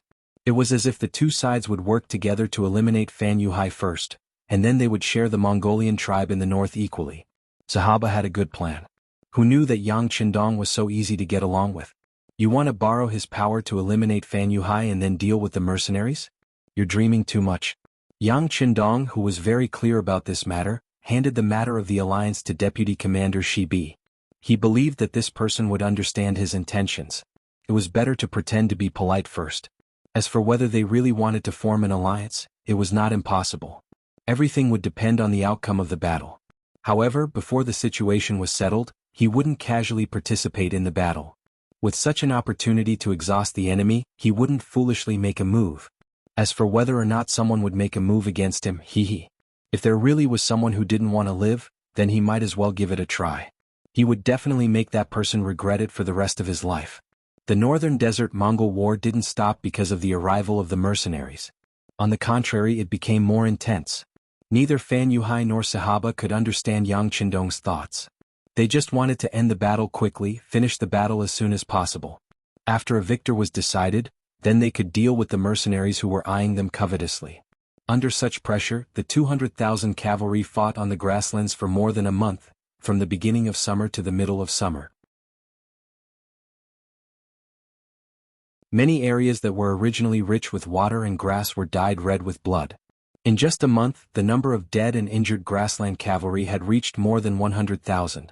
More than 30 tribal leaders were either killed on the battlefield or their subordinates were all killed. They became a commander without an army, a civilian. After more than a month, Fan Yuhai only had 40,000 cavalry left. Sahaba had 35,000 cavalry. The final battle was about to begin. In the deputy commander's tent of the mercenaries, the messengers sent by Sahaba were making all kinds of promises. There was only one thing they wanted, and that was in the upcoming battle they hoped the mercenaries could help. Once Fan Yuhai was defeated, they could divide the grasslands equally. This wasn't the first time they had made such a request. But this time, the messengers sent by Sahaba had undoubtedly put in a lot of effort. They actually took out a detailed map of the northern desert Mongol tribes and marked out the details of dividing the grasslands equally. Among them, there were indeed some good locations that were allocated to the mercenaries. The sincerity of the messengers seemed to have moved the deputy commander. He showed a very greedy look and said, "These, and those places are really for us?" The messengers looked at the messengers and calmed him down. He wasn't afraid of greed, but he was afraid that the messengers didn't ask for anything. Now that there was a need, the following matters would be easier to negotiate. Yes, since our general said so, then these places will be given to you after defeating Fan Yuhai. Good, let me report to the war god. He will give us an answer later. She kept nodding her head. Before she left, she took a few more glances at that piece of land with a reluctant look on her face. Not long after, Sahaba appeared in the main tent. When he arrived, Yang Qindong looked up from his book. "Deputy Commander Sahaba, do you think it's time for us to attack?" "Yes." Sahaba stood straight and replied. "I think that in the current situation if we don't attack, both Fan Yuhai and Sahaba will have some misgivings. In the upcoming battle they probably won't use their full strength. Now it seems that their strength has been weakened quite a bit, but after our scouts' investigation, not all of the 200,000 Mongolian soldiers died on the battlefield. Most of them retreated because they couldn't see the situation clearly." Yang Qindong looked up and frowned. "Continue." "Yes." Shibi continued, "In other words, the Mongol tribes in the north of the desert still have some fighting power. Once one of them becomes the final winner, it's very likely that more people will defect and join them if they call for help. If that really happens, even if we want to become enemies with them, it will be much more difficult. This is not in our interest. But if we can directly determine the victor through this battle, or even if we can inform both sides, we can avoid this situation to the greatest extent. Feeling the need to explain the situation in detail, Sherby continued, if we become the final winner, even if the Mongolian tribes in the north of the desert are dissatisfied, they won't be able to gather in a short period of time without someone to carry the burden. This will create time for us to defeat them one by one. At that time we can pull in one group and fight another group. With a group watching from the sidelines, the problem here will be solved. Good. Yang Qindong slapped the armrest of the chair and stood up. Very good. Looks like Vice Commander Sahaba already has a plan in mind. That's very good. How about this? Tell me the details of the situation. If we agree to Sahaba's request and join forces with them, we can guarantee that we can deal a heavy blow to both sides and dominate. Yes, then Sahaba will tell the sixth young master. The plan is still not fully developed. If there are any parts that are not suitable, I hope the sixth young master can give me some pointers. Sahaba's face was also filled with excitement. No matter how good the idea was, it had to be approved before it could be realized. Now that Yang Qindong had said so, the success rate of this matter was undoubtedly higher. In the following time the two of them chatted in the tent for a long time. Dinner was directly sent in. Even so, they still talked until the soldiers had gone to sleep. In the middle of the night, Sahaba and Tiger's Mane, as well as the leader of the ferocious Tiger Regiment, Xiao Feng, left the tent. Although it was already very late, the faces of the three officers were filled with excitement. It was obvious that this meeting was very successful, achieving their long-cherished wish.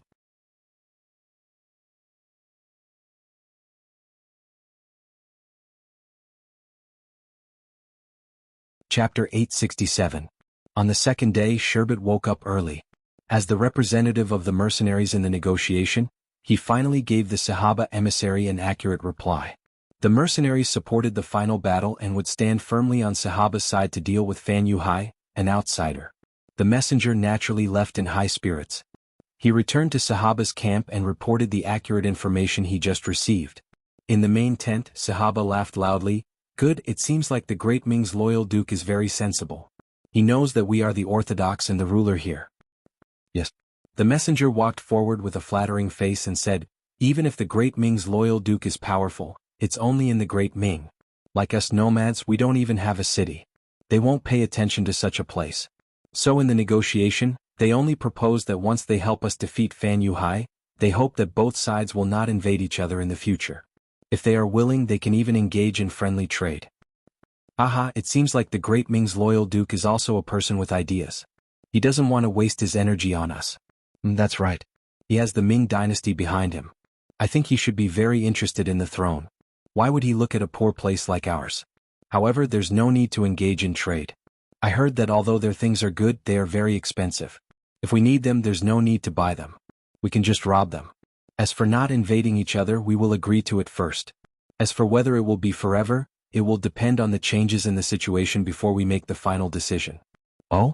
I wonder what the general means. The messenger seemed to not understand, but he also seemed to have understood. However, at this moment, in order to flatter, he pretended to ask for advice. The situation is always changing. If the great Ming's messenger comes and is willing to give us more things, then we might as well join hands with them to deal with this loyal duke. You have to know that the Han people have a saying that there are no eternal friends and no eternal enemies. There are only eternal benefits. Ah. Sahaba laughed happily at his own cleverness. The messenger on the side said in an exaggerated manner, brilliant, truly brilliant. General, you are young and promising.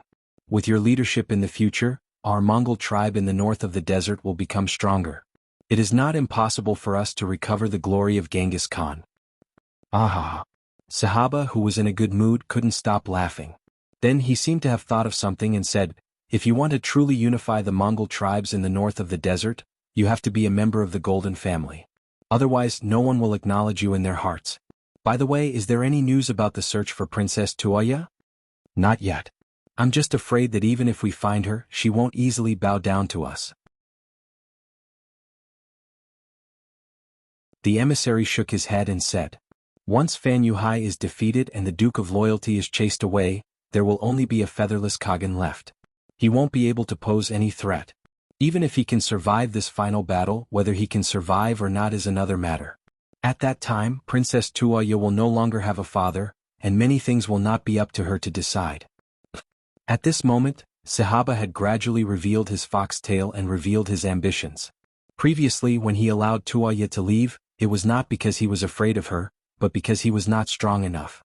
If he fell out at that time, some people would inevitably think that he was too domineering and would not join hands with him. However, once he defeated Fan Yuhai and grasped the general situation, he would not have so many misgivings when doing certain things. How about this? Send out some people. You must find Princess Tuoya's location. Yes, General, this subordinate understands. The emissary nodded and quickly left. There was no one else in the tent, and Sahaba's face was gloomy. Duke of Loyalty, oh Duke of Loyalty, you're willing to send troops to help me so easily. This is the strength of your Han people, but also your weakness. This time I'll teach you how to be a person, ha. It was no wonder that Sahaba was so excited. In the eyes of the Mongol people, the Han people were people with a broad mind. Especially those who had the ability to become kings or emperors.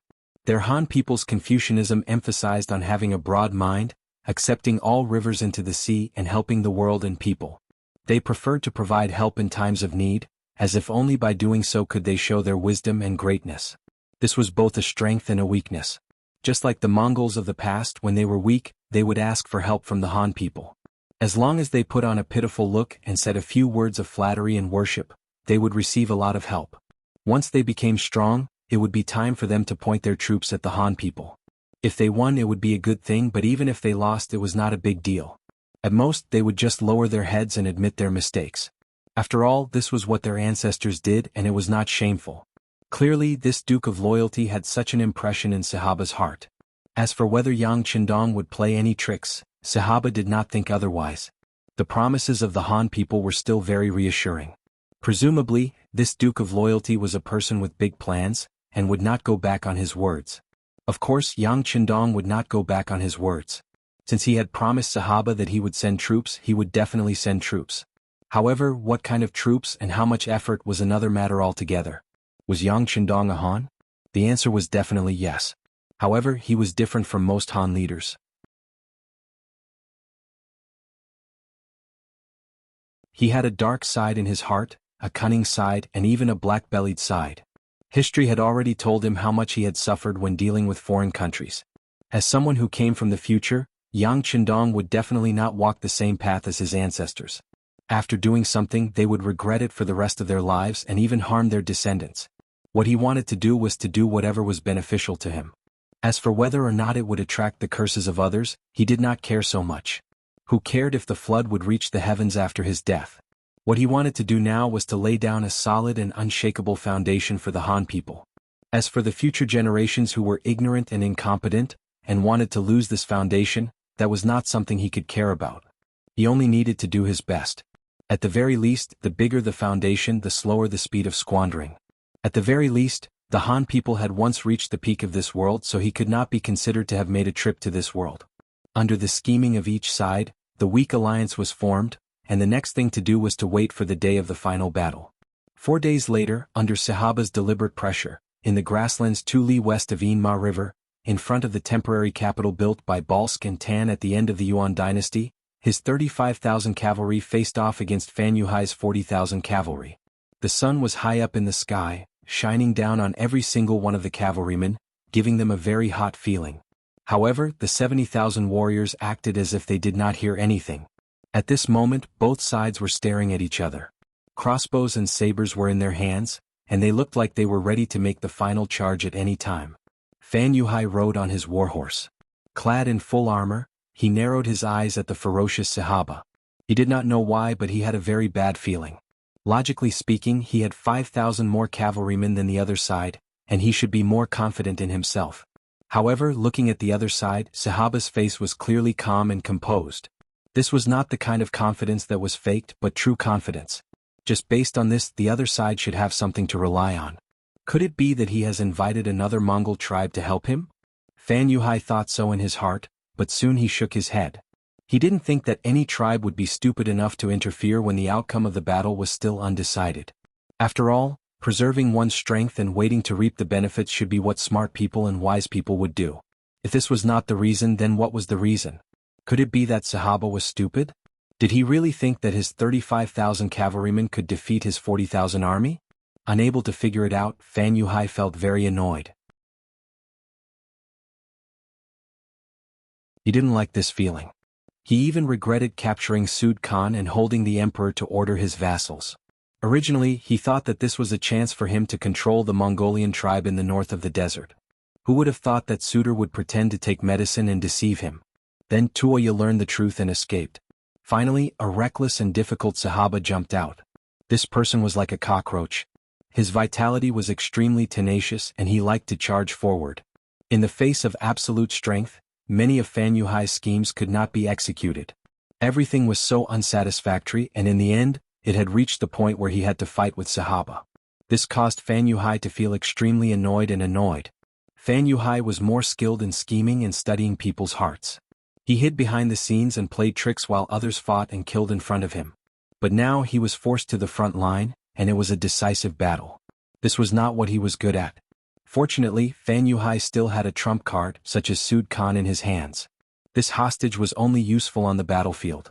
Now that the decisive battle was about to begin, it was time to push him out. Men summoned the Khan. Fan Yuhai's voice came out clearly from his mouth. Yes. General Zhang Meng replied and turned to leave. In a short while, Sud Khan rode onto the battlefield under the watchful eyes of the crowd. Suda's gunshot wound had long since healed. After all, it wasn't a serious injury and the bullet didn't hit his body.